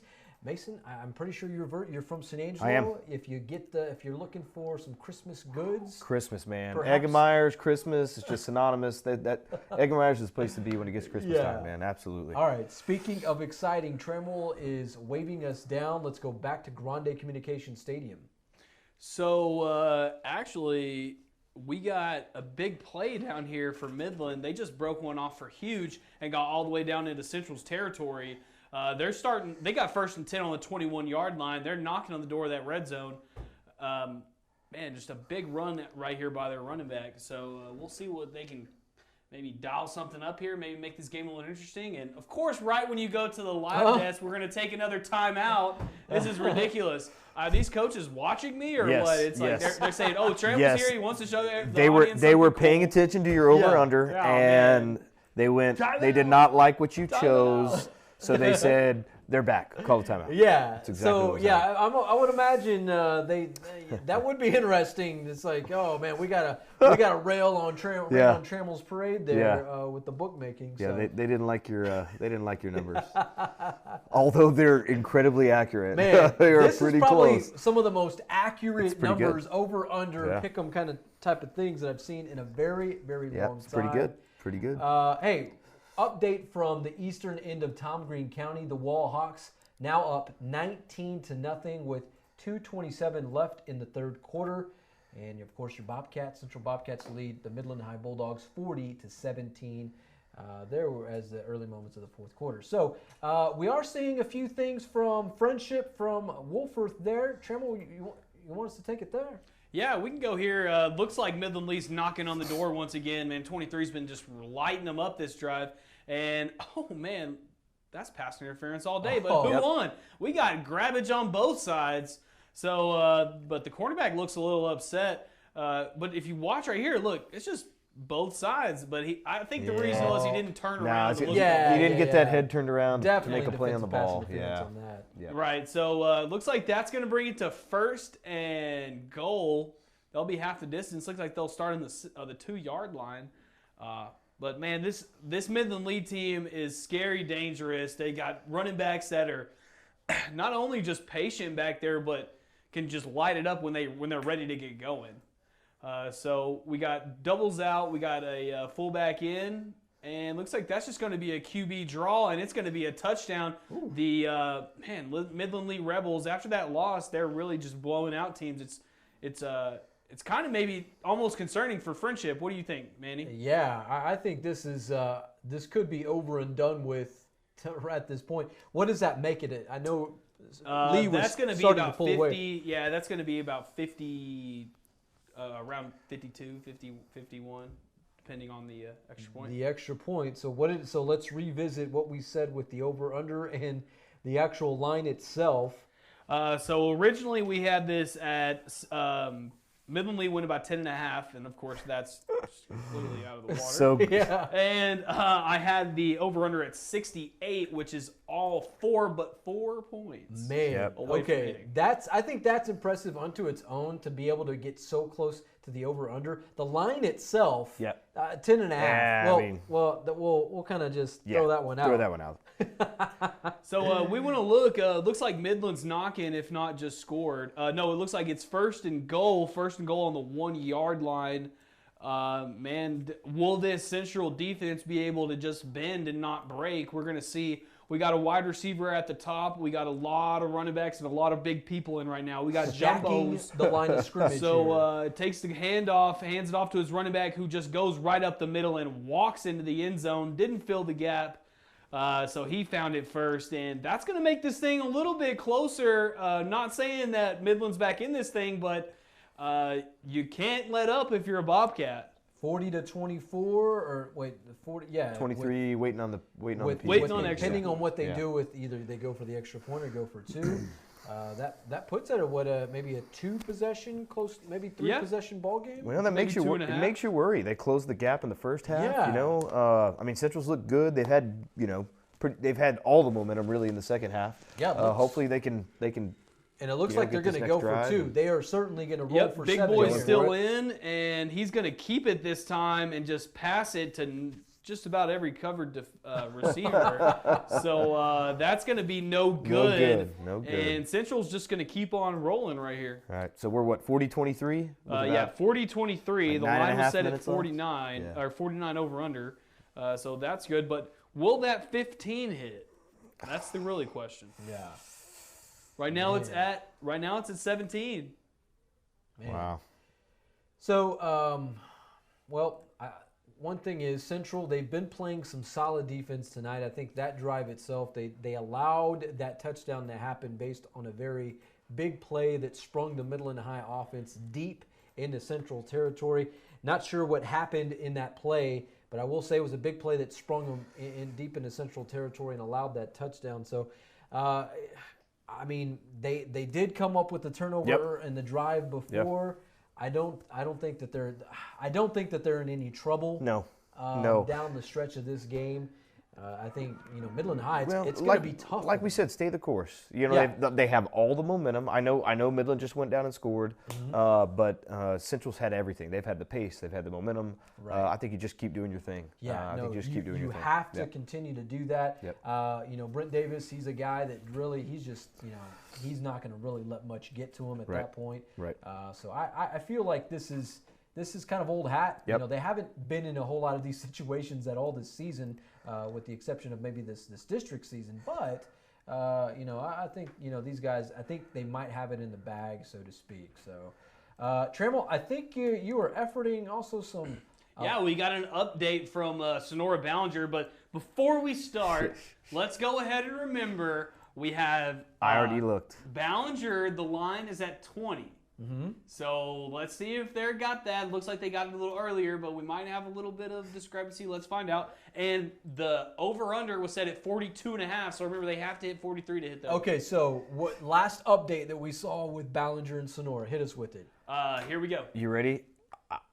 Well, what was the score first and foremost? What was So I'm showing 42-0. Oh, goodness. All right, well, let's check it out. I'm not sure if that's accurate. I'm not It's sure if the that's accurate, but we need to look. All right, We need so to let's look. roll the tape here. Well, here we go. Ballinger v. Sonora here in the third quarter.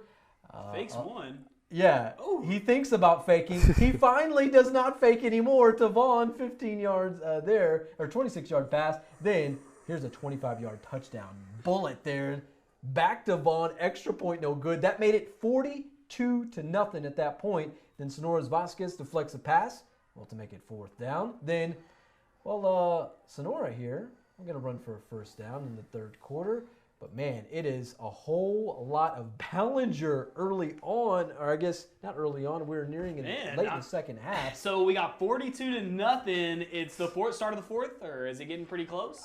I would say that was probably. We're getting there. So so 42 we and are a half. now. I think we are now officially in the fourth quarter. We had Mason with the under, Manny with the over. We're gonna see what happens. Yeah. I mean, That's Trammell. I am insanely impressed of how good that you came up with these lines tonight. Now we're gonna have to play this again next week. No, I'm gonna need you to hang out with me more often. Is what I'm gonna need. Hey, just so y'all know, I'm free to take a little vacation to Vegas anytime. Oh man, wow. As long as you include Trammell on the take, I'm sure he'd be fine and dandy with it. Yeah, 20%. That's 20%.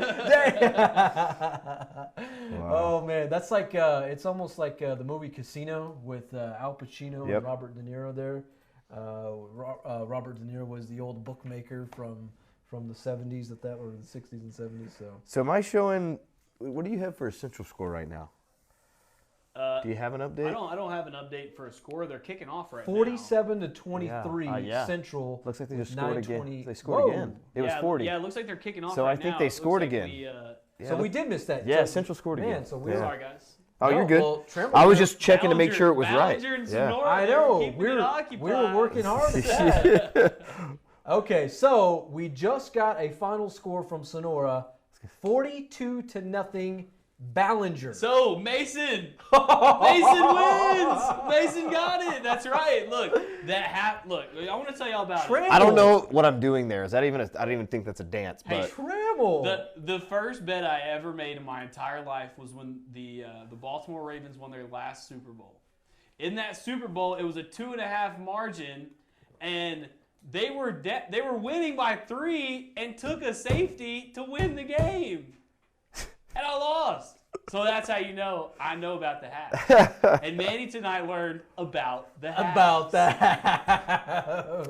that close. Oh, it was my that goodness. close. Only takes that half. Trammell, if I'm going to lose tonight, I'm going to lose to that. On a half. On a half. That's right. That's 8. That was an insane pick. But you know what? Big win by Ballinger, man. Yeah, huge win for I the mean, kids you from know, Reynolds County.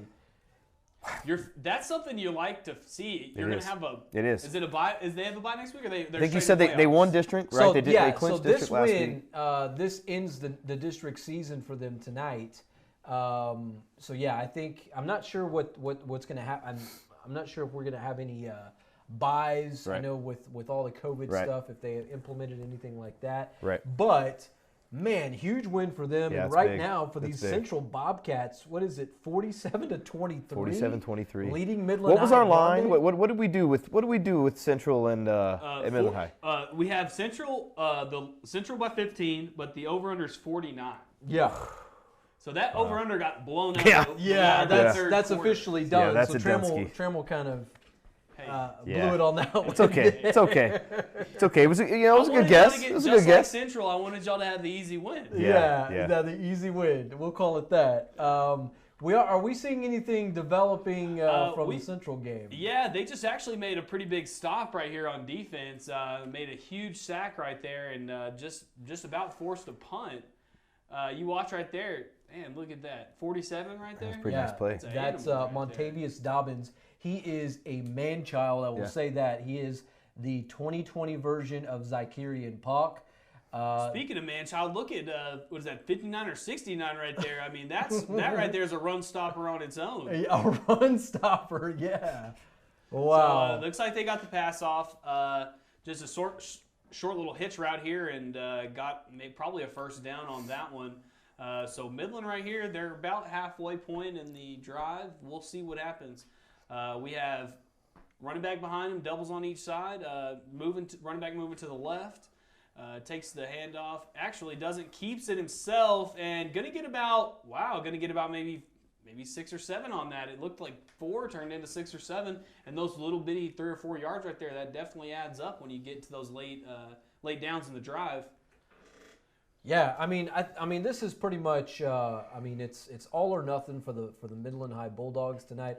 I mean, I wouldn't be surprised if we see, anything and everything pulled out in this drive to at least make it respectable down the stretch. A big shout out to Denise Rios. Appreciate you joining us tonight. Hey, if you saw some of our Thursday night, the kids from the Thursday Night Lights, we saw her son. Oh, another Adrian big Rios sack tonight. by the Central Bobcats. Sorry, Manny.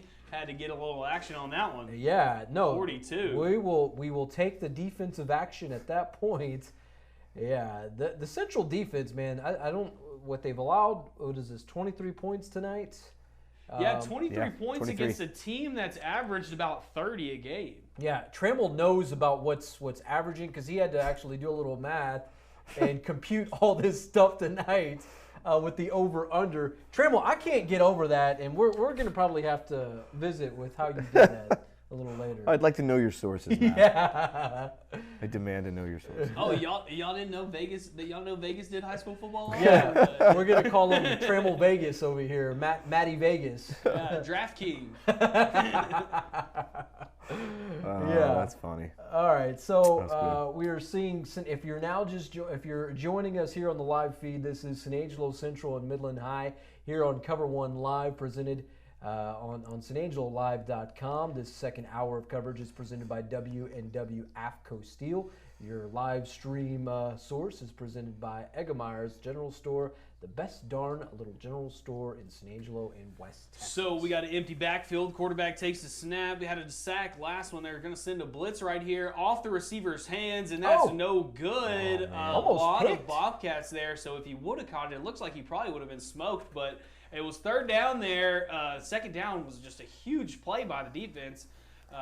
Made it, pretty much third and unimaginable. So the punt team's going to come out, and Central's going to get the ball back, and we're going to keep rolling for the Bobcats. Yep. I want to throw out one of the teams we have not talked about tonight, Grape Creek.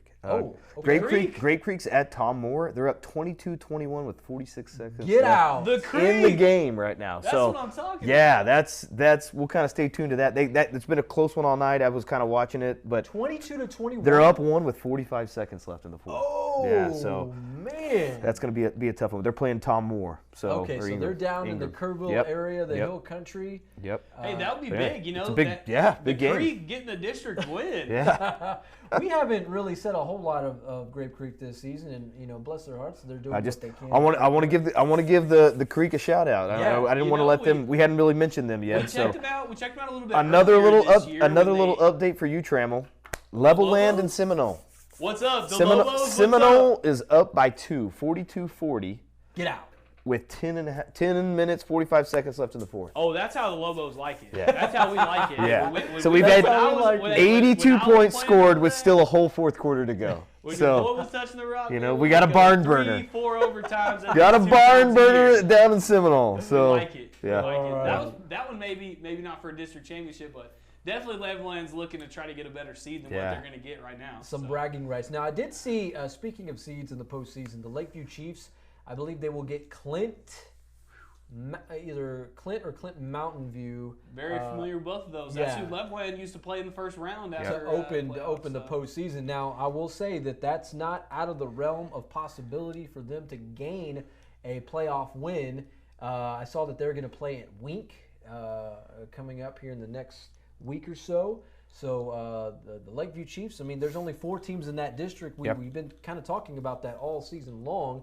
And the big thing with them is like, well, you're already in the playoffs, but how are you going to fit into the playoff picture, whether you're going to fit in with a 1, 2, or 3, 4 seed? So, unfortunately, the only loss that, last but week to Big Spring put them in that 4th seed, so they're going to have to play the 1 seed out of that other district. Well, not only are you going to just be able to like which seed you're going to get, but also you got to think, are we going to be able to actually play in the playoffs? No one likes to go to the playoffs and get beat by 60. Right. So it's like we know we're going to be in the playoffs, but are we going to prepare ourselves enough to be competitive in the playoffs? Yeah, no, that's a very, very good point to add to that. So, we'll see what the Lakeview Chiefs are all about in the postseason. And, hey, once you get in the tournament, as long as you get in the tournament, that's all that really matters. You got to be there for it to matter, yeah, man. You know what I'm saying? You got to be there for it to Yep, matter. That's yep. a very good point. If you're there, we're talking about you. So, or Manny's talking about you. Or Matt's coming up with numbers for you. I One of the know. two, Now we're talking. The Yeah. postseason, Yeah. the postseason wire there from Trammell. Yeah. Please hit him up for your bookie needs. Hey, going back to that Cisco-San Saba game, Cisco ended up beating San Saba 48-6. 48-6. Yeah. That's insane. Yep. Because San Saba has been so The good. Dillos, this season. man. I'm really surprised by that score. I really Yeah. am. But, Cisco must be pretty salty. What are you seeing, Trammell? Are you seeing anything there? Yeah, we got a little red zone action from Midland. They actually took a shot right here and had a wide open guy, but the quarterback overthrew him a little bit. They're down on the 20-yard line and looking to score. Hopefully make this. Maybe not hopefully, but maybe make this thing a little bit closer than what it has been. Oh wow! So 47-23 was the last score that we saw there. Right. So we got Midland. They're lining up right here. Got a tight set. We'll see what happens. Takes a snap and hands it off. Gets about 5 or 6 off that.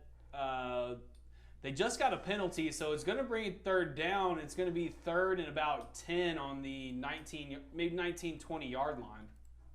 Man, all right. So Midland not going quietly into the West Texas night.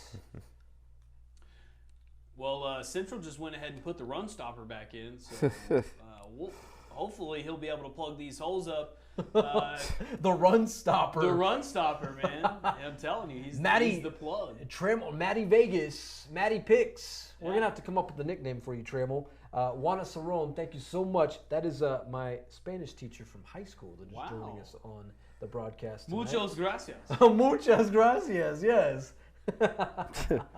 All right, so Midland's going to take the snap. We got 2 out right. He hands it to his running back. He's going to get a block and almost the 1st down. Going to be down at about the 10, 11, maybe 10 and a half yard line. Man, that may bring it up to 4th down in about 2. If you're Midland, you have to go for it because of the score. So we'll see what they can dial up. Maybe if they dial a trick, or maybe they just, their run has been working for them. So you might think that they just want to run the ball down their throat. Yeah. They're just looking, I think at this point, just looking to keep it respectable. If they do happen to score here. So he does run it just right up the middle and does get the 1st down and gets about all the way to the 2.5, 3-2 yard line right there. Going to be 1st and goal for the Bulldogs. Takes a snap, hands it off again, and he's going to find the end zone. That, if not, looks like he may be down. Let's see. Yep, looks like we got one official with his hands up. One's good, one's no. Yeah, We one can't of those decide. situations. Let's see. They're gonna say. Yeah, I thought we saw the side judges Yeah. coming. We with saw the hands one. up. Near judge had his hands up. Yeah, it looks like so. They scored the touchdown. They're gonna go for the extra point. Let's see what happens. Hands it off again and gets it again. This is kind of concerning, seeing this Midland defense. So that's a just kinda run 2-point almost in. conversion. So at that point, does that make it 47 to So 31. 40, you got 53, 31? 47-31? 47-31? Yeah. Yep, 47-31. 4 minutes left in the game. I know this is kind of garbage time, Manny, but you saw these last 2 touchdowns by the Bulldogs of them just running the ball down Central's throat. What are you thinking? What do you think the defense is up to? Yeah, I think at this point, you can't, you really can't rule out. You got to stick with it. Yep. I think the clocks, the scoreboard said Was right that around 4 minutes? 4 minutes to Yeah, go. 4 minutes. It is officially a 2-possession ball game with the 2-point conversion. Well, added on to and some Midland's scores. kept putting up points. I mean, obviously, like we talked about, Central's been out in front. They're playing with pace. They're playing with momentum. But Midland's not going away. They're at home, right? And they're still putting up points. So I think there's probably draw for concern if Midland is able to get a stop. Yep. And then kind Well, of what they things with if that. they put a stop and they were able to go down and put up some points, you're looking at gets it to a 10-point game. They still have a long ways to go, obviously. But like I said, we've said this several times tonight. Central just stay in the course. You've got the momentum. Yeah. Just keep pounding. They're doing keep pounding. what they need to do, and they certainly need to keep that up. I think I don't think they probably. I mean, obviously they would like to score again, perhaps, but I don't think scoring is certainly on the top of their minds. No. Perhaps maybe just maintain. eating that clock Yeah. and trying to leave Midland with the dub Yep. because. Here's the schedule for the Bobcats for the next 2 weeks. What do they got left? Next week it is an open date, so Okay. they have their first bye week of the season. Then the following week it is Odessa Permian on November the 20th. It's my birthday, man. That's my birthday. Is that November right? 20th. I'll be 28. 28 Over and under. a half. What do you Over want to take the under 28? over? Yeah, Over under we on the could've played 20th. that game when you walked Anyways, go in, ahead. Jason. So they got Mojo November 20th. What else? Mojo November 20th. Then to end the season, week 11 or week 10 on the road back at Grande against Midland Lee. Midland Lee. So Wow. this Mojo is, and the Rebs to finish I it know. out? This Wow. is a gauntlet of a schedule. Man. So wins are highly encouraged. Down the stretch of the season for the Bobcats. I think they have what it takes. I do too. I think they're going to pull it out tonight, obviously. But having the bye week next week is going to be huge, right? Man, definitely. Obviously Midland. I think they went into it knowing they were going to handle Midland. I certainly thought they were. Midland's got a good squad. I thought Central was too much, but. How big is it to have a bye week to kind of regroup before you hit Permian and then Midland Lee? Yeah, two big weeks there. Man, that's ending with an exclamation point either way, Trammell, good or bad. I see you cooking something up. What do you got there? The boys from Lubbock. They're making them think a little bit. Yeah? Let's go. All right. I mean, maybe not making them think with the scoreboard, but let's see what they're doing here. I'm showing a score of 50-21 right now with Midland Lee up over Frenship. All right, we're about to check out the score right here. Yeah. So, jumped off sides, and look at that. He's just walking in with a one-handed touchdown. Wow. Dang, man. Way to this. capitalize on a mistake there. That's big. Yeah, of course. Still playing hard late. What? They're down like 29 points, something like that. Still throwing the ball around. So here we go again. Made him jump off sides, and watch this one-handed catch at the end of this. Wow. Just maybe not, but still right in the breadbasket. Wow. And that's gonna nice play. Not gonna make this game any interesting or any close or anything. But what it is gonna do, it's gonna make it 50-21. Wow. Yep. So they're gonna make this extra point, and we can check it out right here. So the kick is up, and the kick is dang near blocked, but it's gonna be good. So man, Midland Lee, the Rebels, they're rolling through the Frenship Tigers. Looks like they're going to hold on to that second place spot, they actually have the win advantage over Odessa Permian. So they're in second, and man, we're going to have to just see what happens when Lee plays Central later on down the road. Yeah. I think, man, so for Central to get Permian, for the first game of this gauntlet of the last 2-game stretch, I think it's fitting for them. I think it sets them up nicely because, at that point, it's always. I think it takes a lot of pressure off of them heading into that district finale because. Right. You would like to win, but if you lose, it's not the end of the world because you would still win a share of the district title. I agree. Obviously, you want to win it all, but it does take a little pressure off. But man, I think the game against Odessa Permian, in Week 9 on November the 20th, that is a huge game, certainly for seeding, because obviously Odessa Permian this is that we're playing devil's advocate here. If the playoffs started tomorrow. I think we'd probably see Odessa Permian. We'd see Midland Lee. Yep, see all of them. We really can't. And then you're going to see San Angelo Central, and I think you're going to have a toss-up for between Abilene High and Frenship. Right. But if it kind of played out right now, you would see Permian and you would see Lee go big school, and then you would see Central in either Frenship or Abilene. Can you want to go to this, Manny? Yeah, what do you got? So, I see somebody running away there. Looks like there. we got a pretty big run right here. Wasn't a touchdown, but, just broke out of there and took off. But look at this guy. That guy chased him down all the way. He made up some ground. Made a play. Sure. So it looks like it's going to be Central's ball on, looks like first and goal on about the, 10-yard line. But they got the sticks out of there, so it is first and goal. Wow, so we are not in, this is, I guess you would call it garbage time? Yeah, not throwaway time yet, but, not quite there. Maybe it is. Maybe this is just how good that Central's backup team is. Yeah, so like we were kind of talking about the playoff seeding there, so if the playoffs were to start today, Central would get that number 1 seed heading into the small school division. That's going to be a Central touchdown right there. Is that Malachi? No, that's a handoff right there to, looks like... Yeah, that is Jaden Lifesty. Yeah. 3rd touchdown in a row, 2 catching, 1 running. Wow. This dude is balling. Big game. And you won before that touchdown. He also scored it, but they had to take it back because it was reversed. He said, the heck with that. We're going to score a passing touchdown. Caught another one, and now running it right up the gut. Huge game. So the kick is up, and the kick is good. That's going to take Central's lead to $1 billion. Trammell. Close. Hey, it's pretty and close. this is the guy that was sitting there over The line was 15, and I tell y'all what, that line was way off. Whoever picked that guy. So what does that make our score officially now, Trammell? That's going to make it 54-31. 54-31. Man.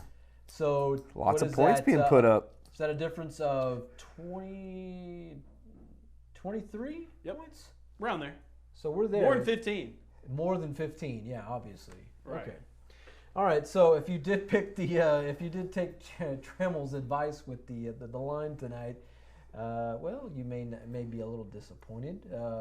But depends on if you pick the over the under.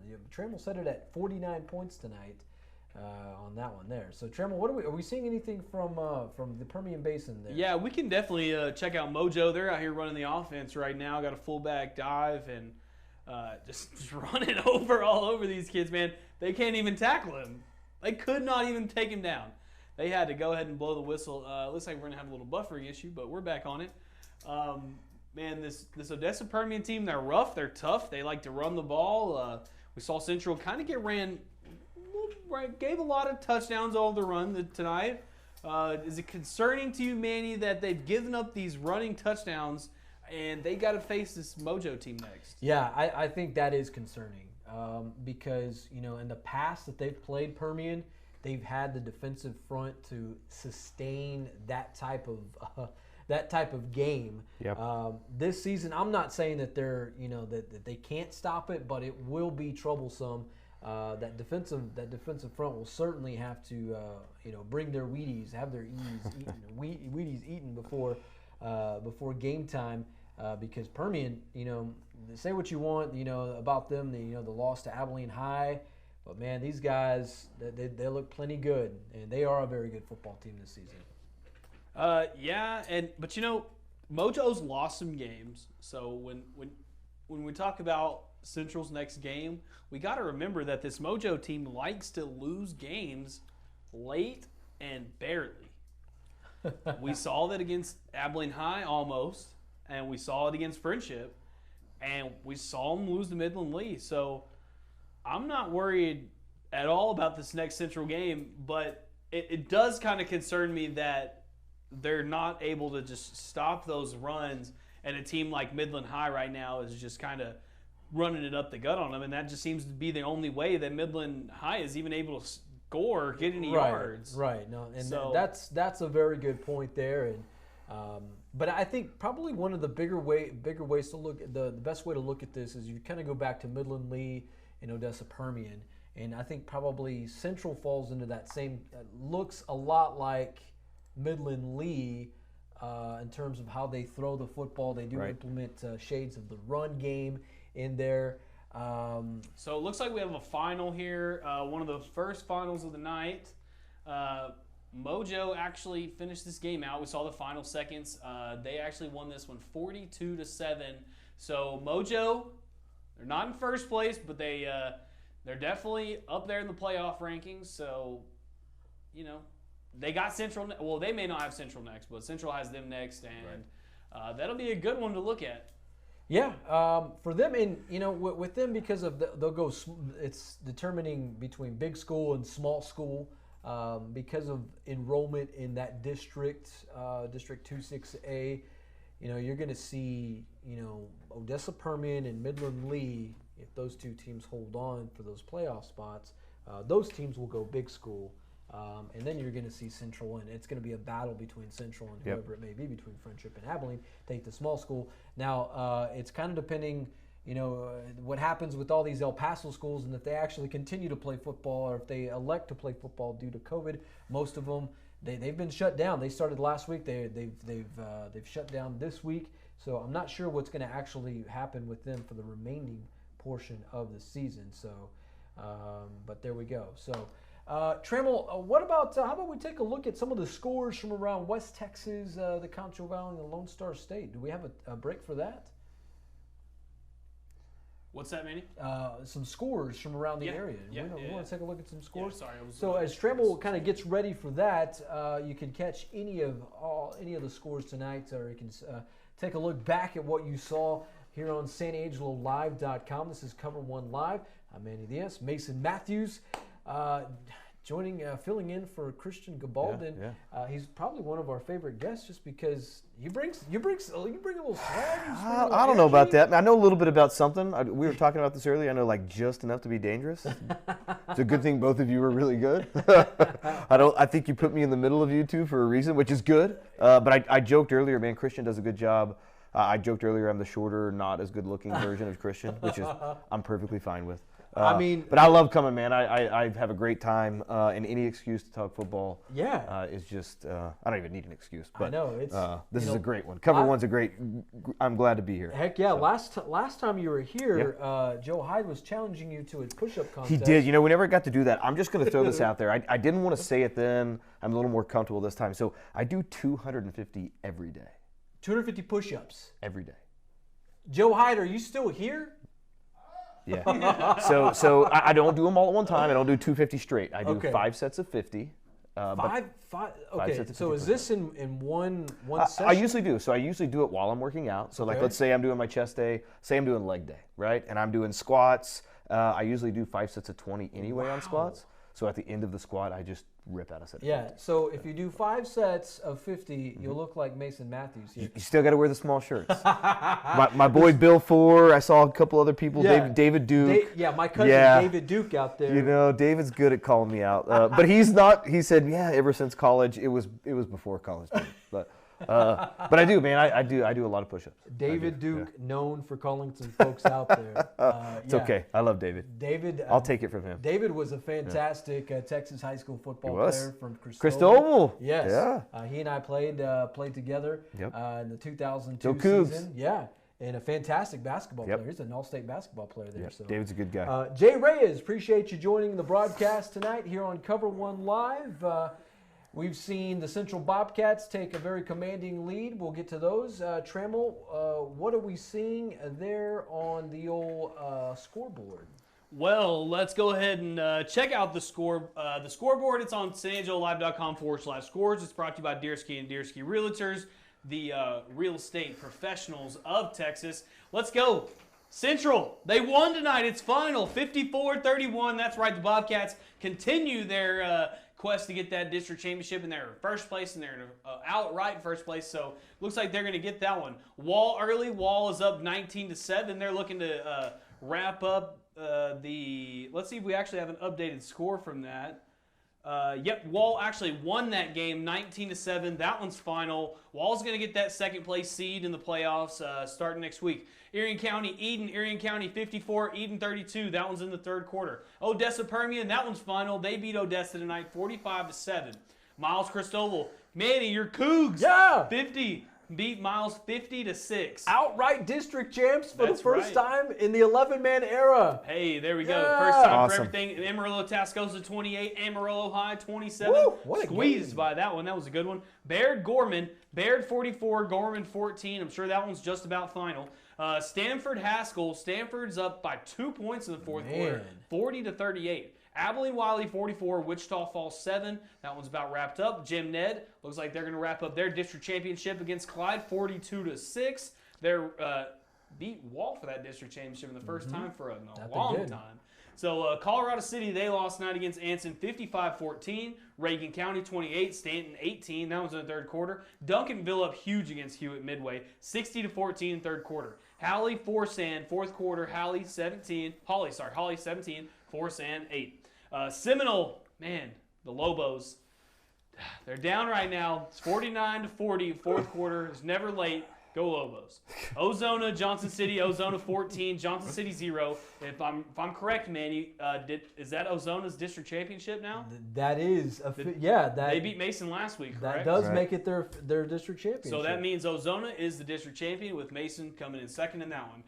Dumas Pampa, that's a close one. Nail biter, 29-28 in the fourth quarter. Brock Pilot Point, Brock 45, Pilot Point 21. This Brock team is rolling everybody. Looks like they're going to get their district championship as well. I think that was arguably for the district title there, and that specific It was at district. least last year. So Highland Park, Longview, Highland Park 18, Longview 13. Wow. That's a close one in the fourth quarter. Good game. Keep an eye on that. Eastland, Dublin, Eastland 65, Dublin 19, fourth quarter. I do know that was for a district title with Eastland and Dublin. It looks like the Eastland the Mavs may come away with the title there. They're going to go ahead and take the win over that one. Lubbock Coronado, Lubbock High. Lubbock Coronado swept forward this one 63-14. That one's in the fourth quarter, if not final. Grape Creek, Ingram Moore. Man, the Creek, they're up by one. It's the fourth quarter, 22-21.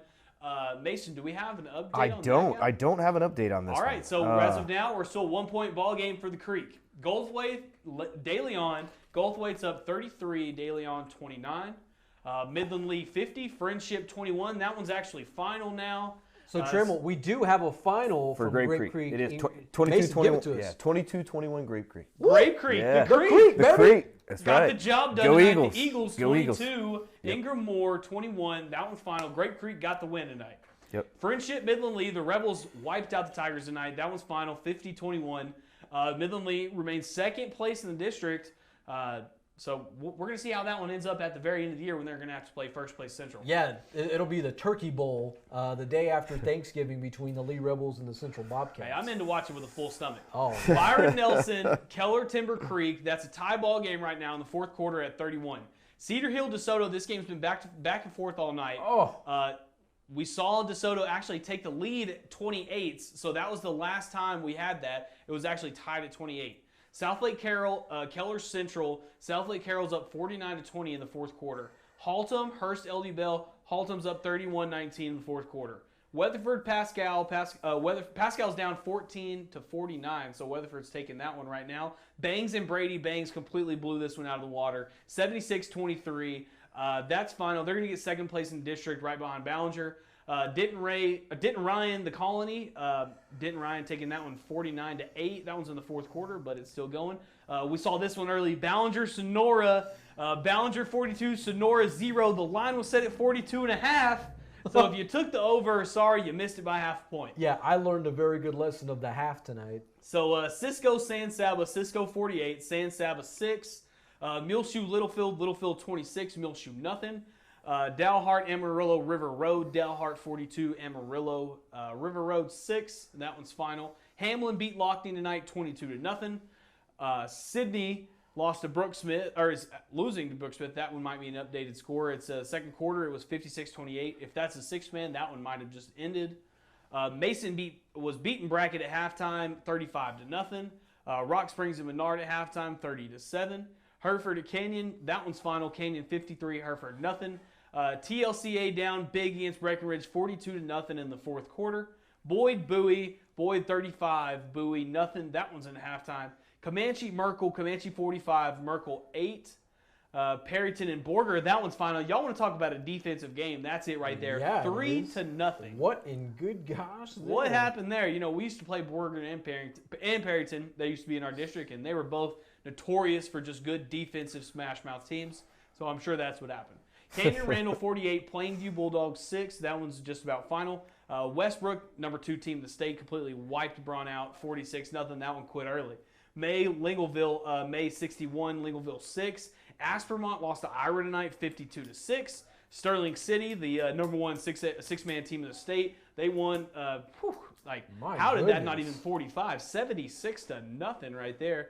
And then we're going to have a few canceled games. Somerville beat Milano 62-0. Burton Bartlett 61-0. Burton. Water Valley Paint Rock 60-0. And Euless Trinity 42. Northern Crowley 13. That one's final.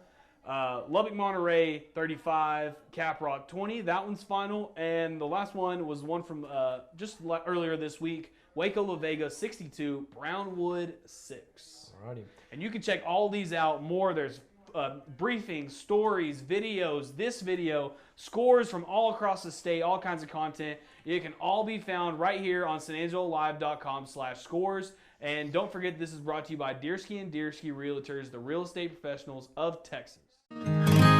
We're the general store with the story to tell. From the local jellies and jams made right here in West Texas, to the gifts and collectibles for everyone, along with our handcrafted Polish pottery to accent your dinner table. So let your memories begin at Eggemeyer's General Store, located in downtown San Angelo.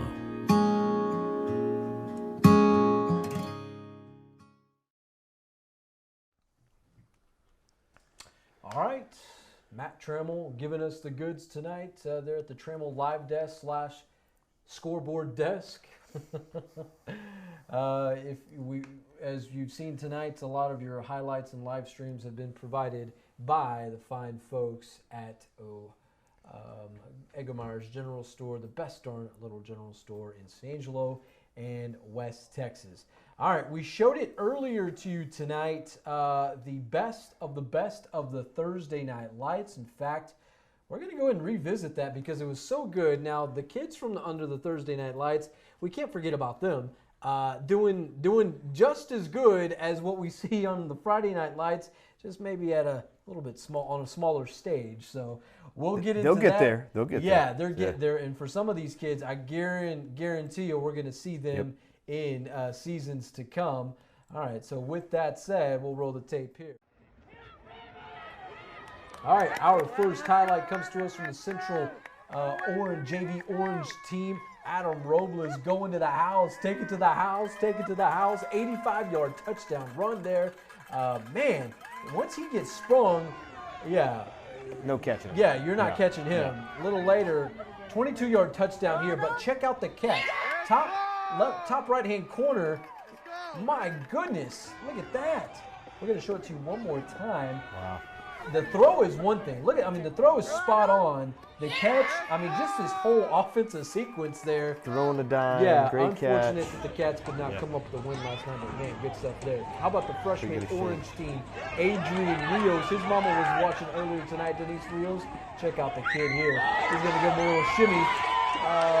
Yeah, that'll do. Heading down the sideline, G, to the O&E gone. So I know for a fact Denise runs to KOA all the time. So All it the does time. not surprise me to see her son running. Yeah, right? he gets it from his yes, mama there. Yes. A little later, they fake the reverse. Yeah, he says, I'll take it, coach. Let me see, coach. More running? I got it. Yeah, that's just what he does, but not done yet. Look at Rios back at it again, and look at him get behind his own line. Have yourself a night. Why don't you? 3 total touchdowns. I watch him almost every single week because his mom posts his videos on Facebook. Has at least three touchdowns per week. So it's just a normal week. Yeah, that's a normal day at the office for him. Just a normal Thursday. All right, Wall freshman team. Check out Matt Steen here, number 4, taking the rock and says, "See you later." The freshman team not looking too bad. I know the folks that were actually put this video up, they were they're stoked about what this Wall freshman team is going to do in years to come. I would not be surprised if they do some big things coming up down the stretch there. So good stuff from the best of the Thursday Night Lights presented by Eggemeyer's General Store. All right. So I got to update. I'm going to update Trammell over here. You ready? Okay. What do we got? I just saw an interception by Leveland. Went in, got 2 points. It is 48-49 with a minute and a half left. Oh my God. Leveland's down 1. Wow. With a minute and a half left in the fourth. Okay.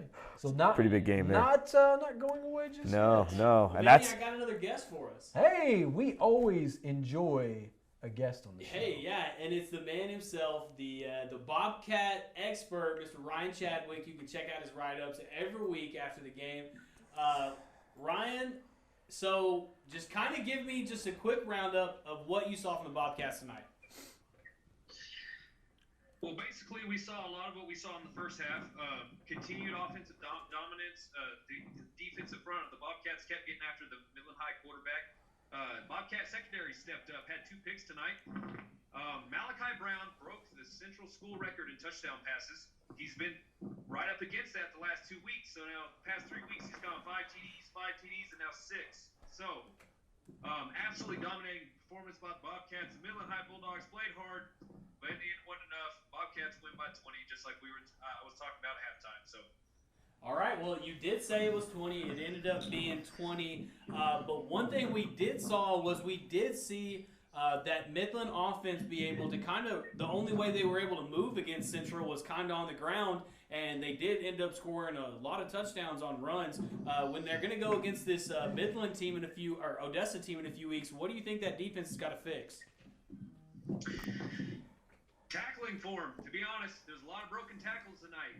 And honestly, the pursuit of the defense, one of the reasons why Midland High had such success running the ball tonight was the back cuts, cutting back against the grain and finding running lanes back after the defense had over pursued. So if we could get the defensive front to not pursue so hard, I think a lot of these gashing runs that happened tonight won't continue to happen. Were you able to speak with Coach Davis after the game? I did. I talked to Coach Davis and Malachi Brown after the game. So, what was Coach Davis's overall feel on how the game went?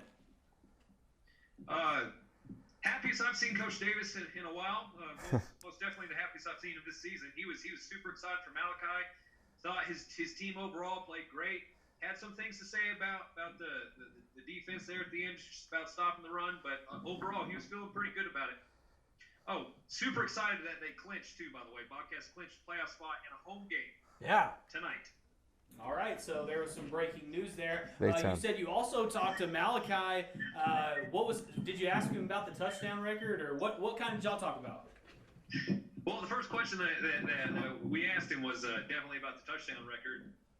Being the guy that Malachi is, of course, the first thing he said was, "Oh, well, we all worked hard. The team did this. The team did that. The offensive line this." He's a humble guy, and he's a great leader.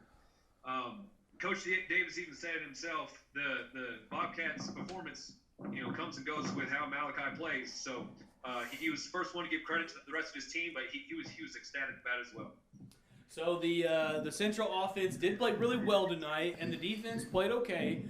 Going into the next few weeks, it's going to be really crucial for them to win that district championship. What do you think is something they can fix offensively and defensively that will help them excel those next couple weeks? Offensively, they get to get healed up next week since they're on a bye. Like, they just get to rest up. They get to practice. Coach Crane, offense coordinator, might decide to implement a couple of bag of tricks for the offense next go round. The only thing that they really need improvement on is just mechanics at this point. They had a couple drop passes tonight. One of the running backs fumbled, didn't hold on to the ball well enough. So the offense is humming. They don't need to really improve on too much. They just need to keep doing what they're doing. Defensively, like I said, over pursuit. Secondary needs to keep their eyes out of the backfield and on the receiver, and the linebacker and core just needs to wrap up.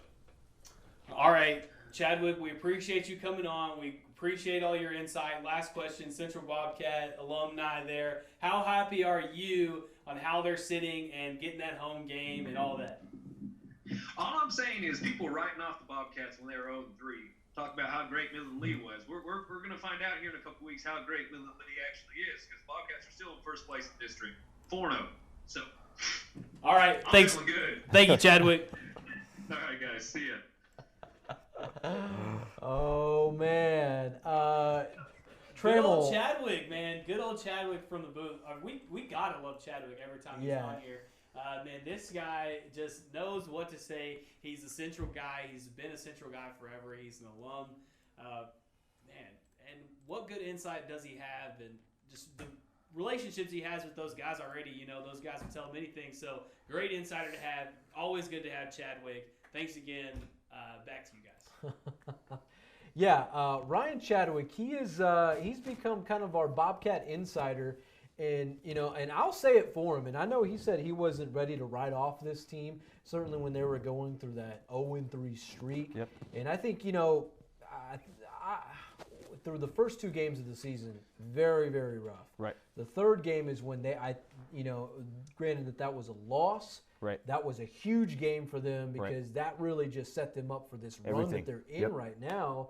And Chadwick has been saying, lost a really good team. That was a really good football team. And Chadwick was saying, hey, don't write them off. Yep. It's not over. Not over. Clearly it's not over. Yeah, as the Bobcats. Sitting pretty in district. Yeah, they are now on a tear. Manny. As they get the win tonight, 54-31 over Midland High.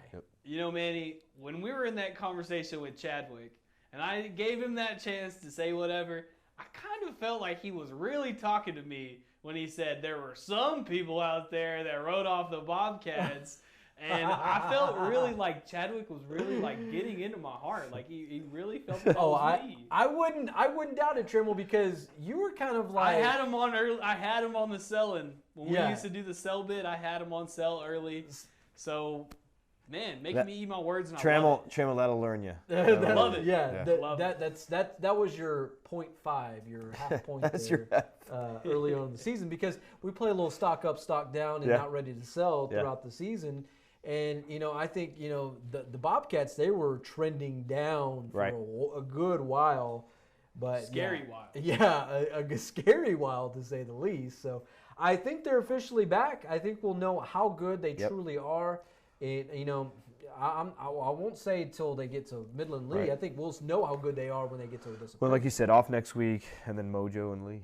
Yeah. Right. 1-2. Permian will be the monster test that will tell us so much. Right. Trammell, I see you watching a live feed. What are we looking at there? So we're actually looking at a DeSoto Cedar Hill kind of a big school matchup right here. Two powerhouses, number 6, number 10. Look at this. Go find you one, bro. Oh, and Justin missed him. But he's going to come back again on this very next play. We'll get a little fast forward action here. I went too far. Went too far. I'm sorry, guys. Let's roll it out. I'm just messing up here. Okay.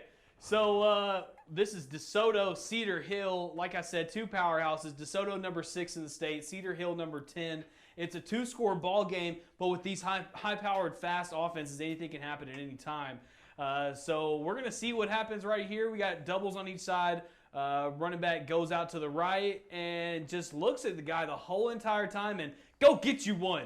Go get you one. Oh, my goodness. That's right.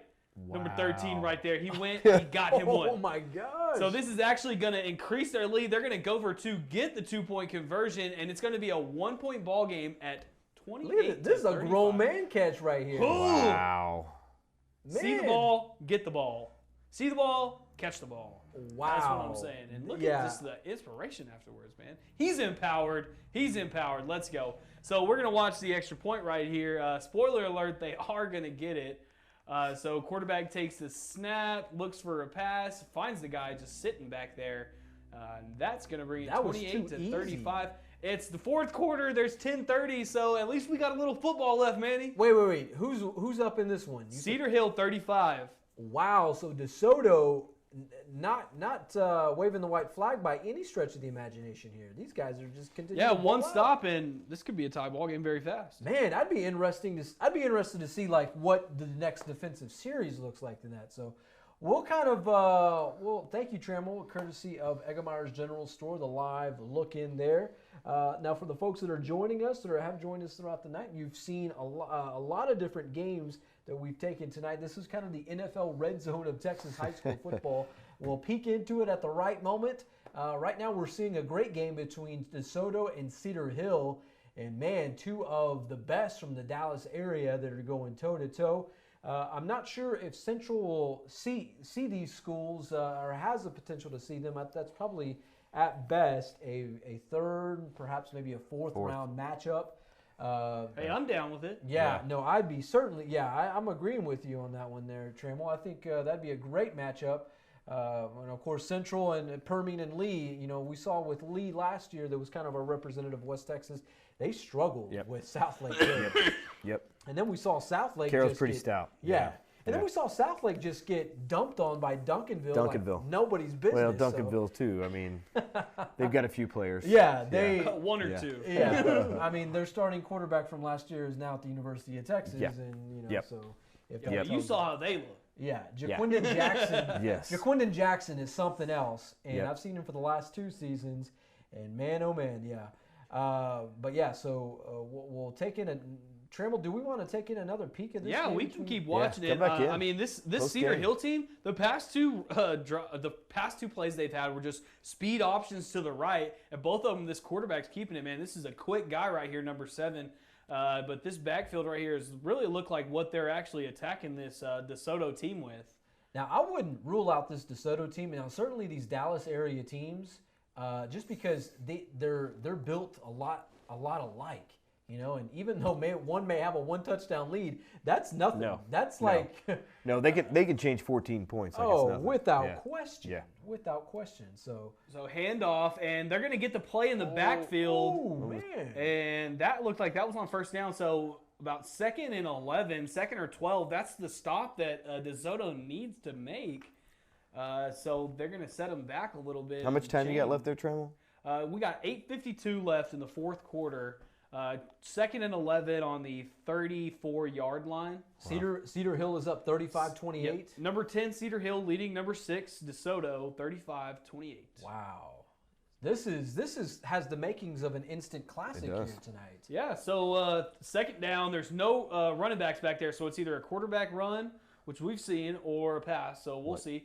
He actually is just a little big play in the backfield. Wow, big play. Looks like it's going to be down before the fumble, but they tried to run a little reverse or a little wide receiver run there to the outside, and it didn't go anywhere. Man, DeSoto not fooled one single bit.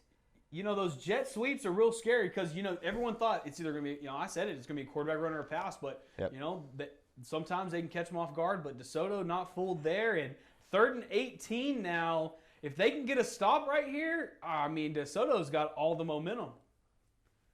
So 2 receivers to each side, running back to the left. He takes the snap, takes a step back. Now he's going to make some moves with his feet. Can this guy make some moves? That's an understatement. Wow. Makes about 2 or 3 misses, still on his feet, but pushed out of bounds about the 26-yard line. That's going to bring up 4th down. Yeah. Took a little nudge as he was heading to the sideline. Well, he went left. There wasn't really anywhere to go. He tried to retreat, we got some yellows on the field. Let's see what the call is. It's downfield, so, I mean, perhaps like some holding? Passing interference, maybe. Looks like the coach on the DeSoto side threw his clipboard down, so he doesn't seem very happy. So I'm guessing it's against DeSoto, right? If we've got a clipboard on the ground? If it would, that still wouldn't be, if it, at the most, pass interference still wouldn't be first down. Wouldn't give him the first, Looked like right. it'd be 4th and about 2 if that would happen. So it's actually against Cedar Hill. Wow. Decline? Decline. So 4th down, 4th and about long. Looks 17, 4th and 7, 3rd and 18, sorry. Well, we'll see what they call. It may be 4th down. Either way, they're going the wrong way. Yeah. Yeah. Either Looks way. like they are going to accept the penalty, and it's going to be about 3rd and a mile. Okay, so I see why they're kind of taking that. They'll replay it, and perhaps maybe they get a stop. And if they do decide to punt after that, they're playing the field there. Maybe perhaps getting closer to the goal line or better field position. So it looks like it is 4th down. Looks like that was an actual play. Looks probably was a unsportsmanlike conduct, I'm guessing then. That thing's going to roll. Oh, actually going to bounce backwards. And going to get all the way. It's going to be on the 49-yard line. 7 minutes left in the game, and DeSoto just put themselves in scoring position to tie this ball game. Wow. Buckle up, folks. This is less than around 7 minutes to go. Is that what you said, Trammell? Yes. 7 minutes to go. Cedar Hill is up 35-28, leading top-ranked DeSoto. This is a true battle of 2 top 10 teams in the state of Texas going down in North Texas tonight. So DeSoto, they're going to line up, and we saw number 1 right here, the quarterback, not scared to throw that thing. And we saw a nice play by receivers. So we'll see what can happen. 2 receivers on each side. Running back goes out to the right. Oh, he didn't even get the snap. So busted play here. He throws it, though, anyways. And, he's still up. He's still up. First down. And a flag, maybe a face mask. Wow. How bad do you want it? Yeah. Busted play turned into something crazy. Didn't even get the snap. And I was thinking maybe fumbled by the quarterback because the way he was slinging that thing out there, but made another one miss, and I'm not sure what the flag was for. The ability to ad-lib off of that, that is something. But the ability, but the flag, I don't know if it was after or, I'm not sure. We're going to have to check this out. Looks like blocking in the back on DeSoto, so the play's not going to count. The busted play turns into a penalty. It's going to be 1st and 15 now on the or does that down count, or is that first down again? No, they'll replay first down. So they'll replay it. They actually gained a yard. It's probably a spot penalty. Yeah, it's actually 1st and 9 now. So got a double on each side. We got a running back to the left. Receiver comes across the field to the right. So now trips right. He takes the snap and throws it. Almost maybe a check down or just kind of a short little pass right there. That's safe. But gonna get him 5 yards there and get him in better spot for 2nd and 5. Little under 7 minutes here to go. DeSoto really trying to just make a play here and keep their hopes alive in this game. So they're going to take the snap. We got trips up right, but the snap's over his head. He grabs it and just chunks it out of bounds. Was he in the tackle? The guy caught it. He didn't Get throw out of here. He didn't. He threw it out, but he caught it out of bounds. He threw it towards the sideline. Take a look at this. Gets it and just chunks it away. Everyone thought it was out of bounds, but no, the kid tries to make a play. But they're saying out of bounds, no good. Wow. Third and 4 here. 6:38 to play. DeSoto with pretty much all on the line here. Tries to make one jump. Doesn't happen, so going to have to call a play here. So trips to the right. Quarterback takes a snap. Gives the handoff, and he's got some room to run there and barrels through. Gets all the way to the 29, maybe 30-yard line. And the DeSoto, they just set themselves up for at least a field goal to get out of here. Now, what's interesting about this Cedar Hill DeSoto matchup, they are in the exact same district as the Duncanville Panthers, Mansfield Tigers, Mansfield Lake Ridge, Waxahachie, Waco, Hewlett Midway. Some studs in this district. Certainly when you throw Duncanville in the mix in that, I mean, that's, what do they call it during the World Cup? They have like the biggest and best, what is it? I'm lost for words here. It's almost like it's something of the death. You know, it's. I think at this point that is the District of Doom right there. I mean, I don't think the anybody. District of Doom. Yeah. I like it. Yeah, I wouldn't want any part of that. But that is District 11 that's being represented here tonight. San Angelo Central, you have to go up because Central is District number 2. So you won't. I mean, this is unless the Bobcats do indeed reach the 3rd, perhaps the 4th round of the playoffs. Yeah, it'd be we late. won't see these teams. But man, Yep. this is just good high school football to say the least. Yeah. So after two incompletion, or well, not two incompletions, but an incompletion on 3rd down, it's going to bring up 4th and 11. So after they did get that big first down, they weren't able to make anything else happen. 4th and 11, it's all right here. This is pretty much, I wouldn't say for all the marbles, but if they don't get this one, this is it. It's gonna be pretty tough. Yeah. A 4th and 11. Imagine that, having to complete that. What do you have in the playbook that's 4th and 11? I don't know, but you better find it. These guys You are better find playmakers, it. so we'll see something. He throws it, and just incomplete. Tried to hit a comeback route. Thought he had some little touch there. Big play by Cedar Hill right there. Yep, so looks like Cedar Hill's going to keep this one, take the lead. Yeah. Wow. Man, what a game there, Trammell. Are you seeing anything else there on the wire? Man, that was one of the last games left in Texas right now that's going on. Most of these games have already went ahead and wrapped up. Okay. Alrighty, our live look-in courtesy of Eggemeyer's General Store, the best darn little general store in West Texas. That's to say the least. All right, so we've seen the Central Bobcats. If you're just joining us tonight, So we have an update from Sonia. She went ahead and let you know, Manny. Yes. It's called the Group of Death. Group of Death. I knew it was something along those lines. Thank you, Sonia. You got the death part right. Yes, I knew it was that. Yeah, it's always like because the United States they've been a part of one of those groups way back when they were actually good at soccer. Now it's kind of the laughing stock or whatever. They don't want to play football. Yes, the research department of Sonia Ramirez Munoz. Sonia, would you like to make a guest appearance here? Sonia Ramirez Munoz, very, very good at her and Yana Screen of just getting our scores tonight and also contributing with the research. So appreciate you, the Group of Death. That is what Duncanville, Cedar Hill, DeSoto, you throw in Waxahachie, you throw in Waco.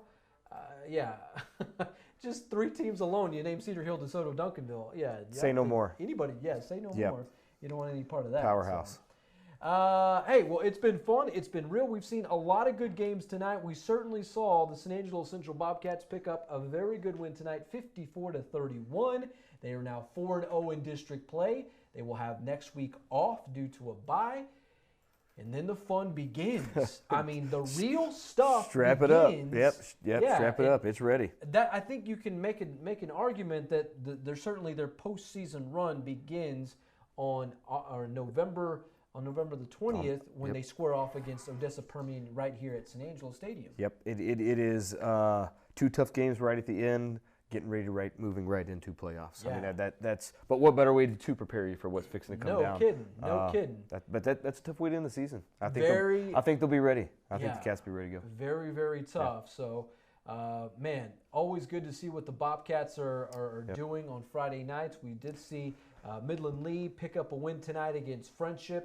We saw Odessa Permian just have their way with Odessa High. Abilene High was off tonight due to a bye. If you did see, you saw Wall also defeat Early. And then the kids from Ballinger, probably I wouldn't call it the game of the night, but it's definitely a statement. It was a statement. Yep.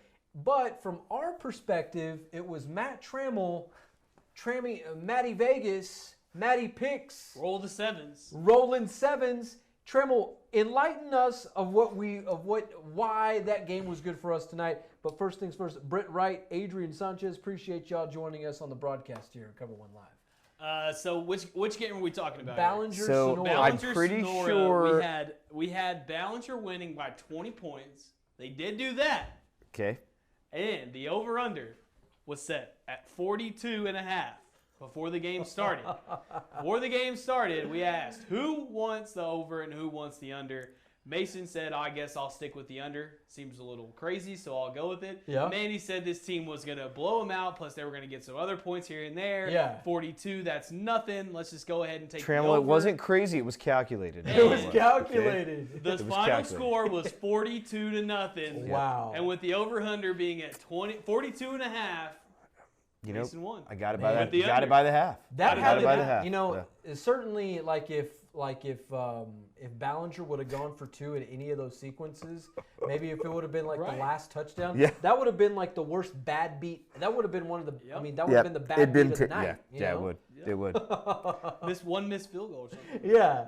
Yeah. The one. You know, Trammell just sets it up, and I just pick him nice. You know, Hey, he puts the lines out there, and it was a true alley oop. I could just see through. I knew the way to victory, and Hey, since we didn't write any of these down before, I'm pretty sure you're right on every I'm one, pretty sure Manny, you didn't do so great, man. No, I did horribly because we didn't write them down. Yeah, you didn't do so Yeah, great. so we're going to see, because Trammell got very close on a lot of He different really games did. tonight. Yeah, he got pretty close. I mean, Yeah. insanely close with his picks. In fact, that's why we call him Matty Picks around here, because he just picks the game, sets the line. Now, if you're wondering, we're not betting on anything. If anything, there's probably a Topo Chico on the line, perhaps a grapefruit. I don't know if you're into the lemon lime. We'll leave it at that. But we will have to have this segment once again next week, and we'll see how good Trammell really is. Yes. It's easy to do things one time. Yes. Doing things more than one time, I guess that's where it gets a little tricky. But with experience brings experience. All right, so we are in the closing moments of Cover One Live here in Week 11 of the Texas High School. We can have football one season. final live desk look. We can have one final time with the live desk. What do we got? We have the final highlights from the Wall Hawks. Do we? Do we have a shot sheet from that? Yeah.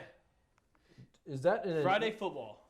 Okay. Gotta love some Friday night football with the Wall Hawks. They went ahead and they took care of the early Longhorns tonight. We had Wall winning by 13. The over-under on that one was 51, but didn't exactly work that way. No. Manny, take it away. Yeah. All right. We'll hit the.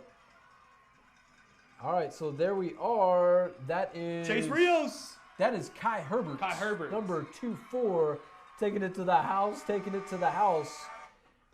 In there. So, yeah, a whole lot of Wall tonight. That is Fumble. a fumble Rooski. Never a good thing for Houston guys' team. Early's going to recover the rock in there on that play. Yep, that is So 5:57. This is what happened. all right, then Trey Beam. Nice little gain there. Made one miss, like nice little shake route right there. And Ooh, and man. a whole lot of Wall Wall defense Hawks. finally getting after him there. But I got a feeling that this Wall defense is going to come up with something big in the form of a fumble, rock on the carpet. Hawks recover. Then for the second time of the night, well, we're going to see another Wall fumble. My goodness. I can't imagine, although the Hawks did get the win tonight, that they were that Houston guy was Trammell. If you can hit the volume button on that, then early going okie doke. John Stewart Gordon to his 2-6 receiver there. Little double pass play. Yeah. Then the early QB gonna hand it off, and that's a followed by 2 plays and a kneel to steal the win. But yeah, early did manage to find a way onto the scoreboard. But I tell you what, those Wall Hawks, this season has been a season for them. Yes. They did find a way to get the win just 2 weeks ago. They were slated to play Breckenridge at home, but Breckenridge came up with the COVID. Yep. So they've kind of had this season is just obviously It's crazy all the way unprecedented around. craziness. Yeah. Yep. But who knows? Maybe that's like a time for just Wall to just be Wall at that point. It's true. Yes, sir. So big things going on there. We will have Trammell joining us here at the desk. Leaving the live desk straight to the real desk. Yeah, we have just a few minutes left here. We have about 2 minutes left to go in the show. Trammell, your thoughts on just the best thing that you saw tonight? Best thing that I saw tonight, I guess you have to give it to Malachi Brown. Mm-hmm. Yeah, went ahead, 5 touchdowns 2 weeks ago, 5 touchdowns last week, and then now broke the school record, six touchdowns in one game. He's got to be chasing that season record now. Oh yeah, definitely. He's very, very close to that. I think I'm not sure if we'll see 5 touchdowns. It'd be nice to see him throw 5 touchdowns against Permian. Or Midland Lee. It's very possible. I mean, you saw the Frenship offense be able to throw the rock and move them on them, so you never know. Yeah. I'll ask you that. I'll direct that same question to you, Mason. The best thing you saw tonight? I'm going to go with the Ballinger score, just because I covered there. You covered. So I'm gonna go with that. I hate to go against that. I'm kind of a Sonora guy too, but Ballinger, big statement, 42-0 over Sonora, and I'm really only going with that one because I won. Yeah, I would. All right. Yeah, I like that. Manny, what about you? What was the thing that stuck out to you tonight? The Creek or what? Obviously, Grape Creek doing what they do best, but you gotta go with your Cristobal Cougars, man. Yeah, you're taking the words right out of my mouth. I think the Cristobal Cougars district championship, right? Getting first outright. The first outright district title of the 11-man era. Now that's huge because anything that you've seen from those kids, certainly a district championship, you have to go back to the mid-90s. Most of these kids right now that are winning a district championship weren't even alive. They probably weren't even thought of at that point during the mid-90s. So, yeah, this is huge for them. I hope they understand that. I hope Casey Otho, the head coach, reminds them of that because I see some of these kids around town, and I tell them, hey, man, what you're doing is insanely special. It is. Because folks like me, we couldn't get that done. We ran into the buzzsaws of the Roscoe Plowboys year after year. And for them to do that, man, that's a tip of the cap to them. Yeah. When it doesn't happen very often, and it does happen, you can't expect it to happen very often in the future. So you gotta really relish it while you got it. take advantage of it while it's there, man. It's the carpe diem kind of mentality, So I think that was the best beat of the night for me. We won't get into the bad beats. Certainly what I witnessed here tonight, but if there was something, we all had a few. Yeah, I'm probably not. Yeah, the over under in the Central game. We were a bit off. Yeah. But hey, the Central Bobcats, they moved to 4-0 in the district season. They have 2 more left. They'll be off next week. Then they'll resume district play against the Odessa Permian Panthers right here at San Angelo Stadium on November the 20th. Then the day after Thanksgiving, call it Black Friday, right here on the road in Midland against the Lee Rebels. Yep. It's gonna be a good one. Yep. Man, and as I was putting together this COVER1 piece, this COVER1 preview piece, and it was talking about the Midland, or not, I'm sorry, the Odessa Permian QB1s, because historically they've gone with the numbers of 25 and 20 as their quarterback numbers, which is insanely odd because you don't see quarterback numbers. No. You see quarterback numbers 19 and below, and you don't see them 20 and 25. So I was actually going back and looking at all these games of Permian.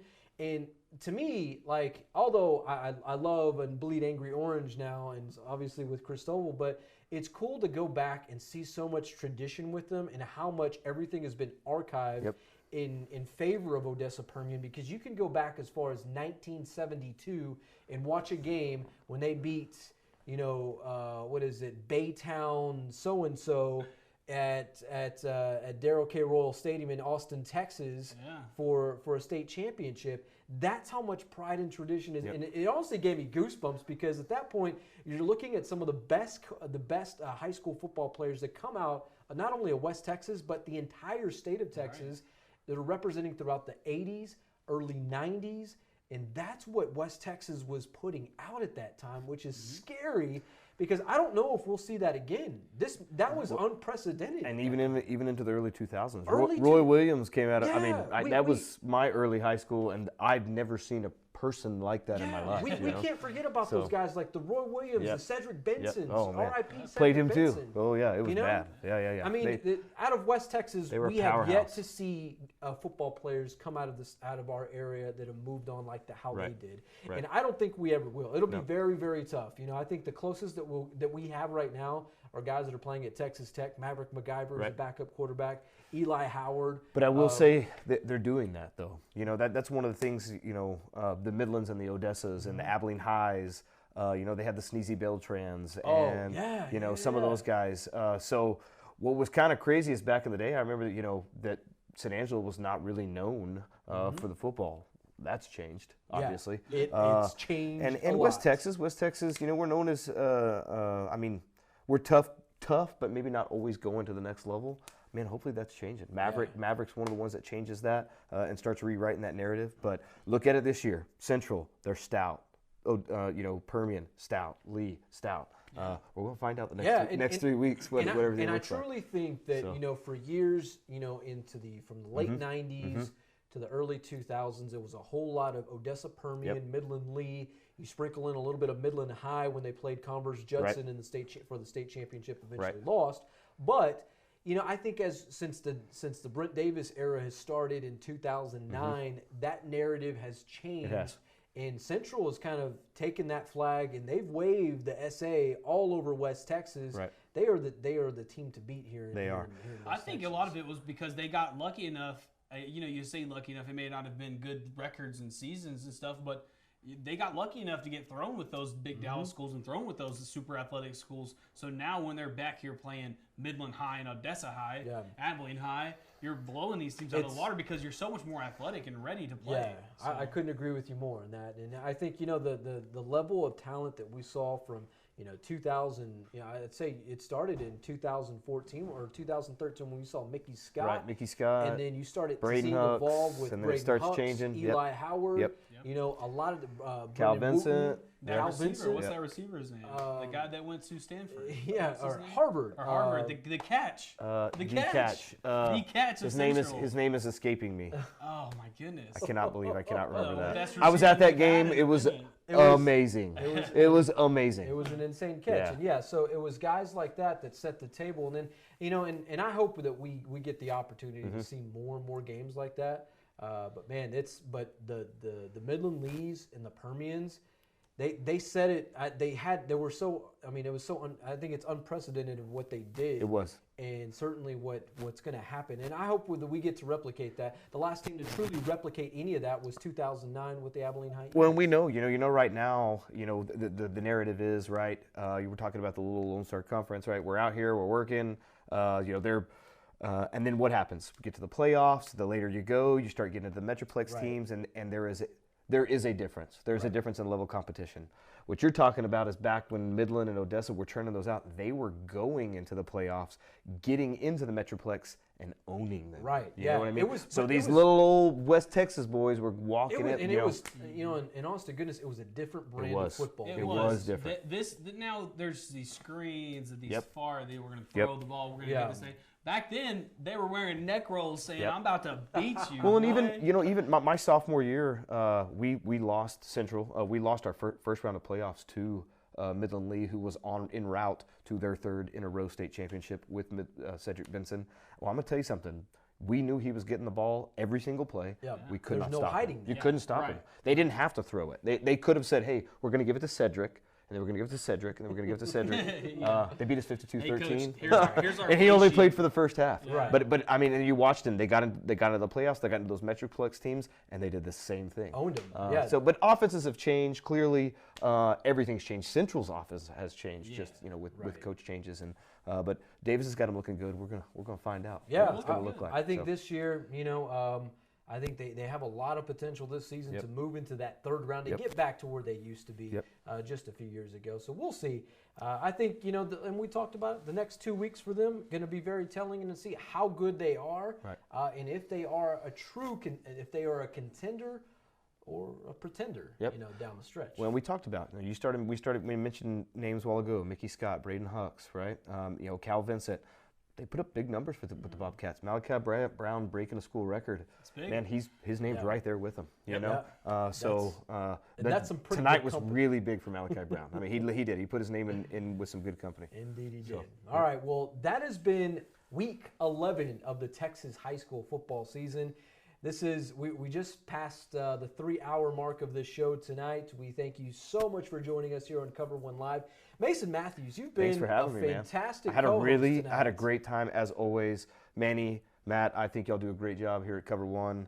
It's fun to watch. It's even more fun to be here and get to actually do it. Yeah. I promise tomorrow I'm going to watch this and see all the dumb things that I said. No, but, man. You were free. You were loose. You let yourself I out did. there. I think this time I was a little bit more comfortable. Y'all make it really easy to be The comfortable. live desk wasn't here last time. No, I know. that's true. I know. That's We true. didn't.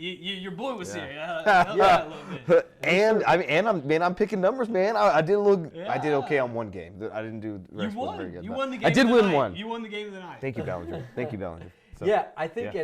at some point next week we may have to get your take on an over/under Yeah. once Trammell sets the line. Hey, Absolutely. we got the call-ins working. That's true. That is true. That is true.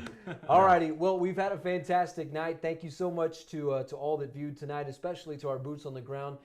James Bellini down in Sonora, getting us taken care of with video between Ballinger and Sonora. Brett Blinka out in Wall, who is with the Wall Hawks and the early Longhorns. And, of course, to Ryan Chadwick out at Grande Communication Stadium. You can look out for his write-up. I'm certain it's very close to being up, if not already up, on SanAngeloLive.com. And most importantly, to our scorekeepers of the night, Sonia Ramirez-Munoz and Yanis Green. Man, thank you guys. Thanks to everyone that watched. Thank you, Mason. Thank you for Matthews. having me. Man, we hope to Appreciate have you for maybe a playoff I edition. would love to come back. That I'd would love be to come awesome. back. Yep. Yeah, we need I'd love to come back. I had a great time. Alrighty, for these two, we'll go ahead and say goodbye. I'm Manny Diaz. Matt Trammell. Mason Matthews. For week 11, thank you so much for joining us. We will see you in week number 12. Good night. God bless.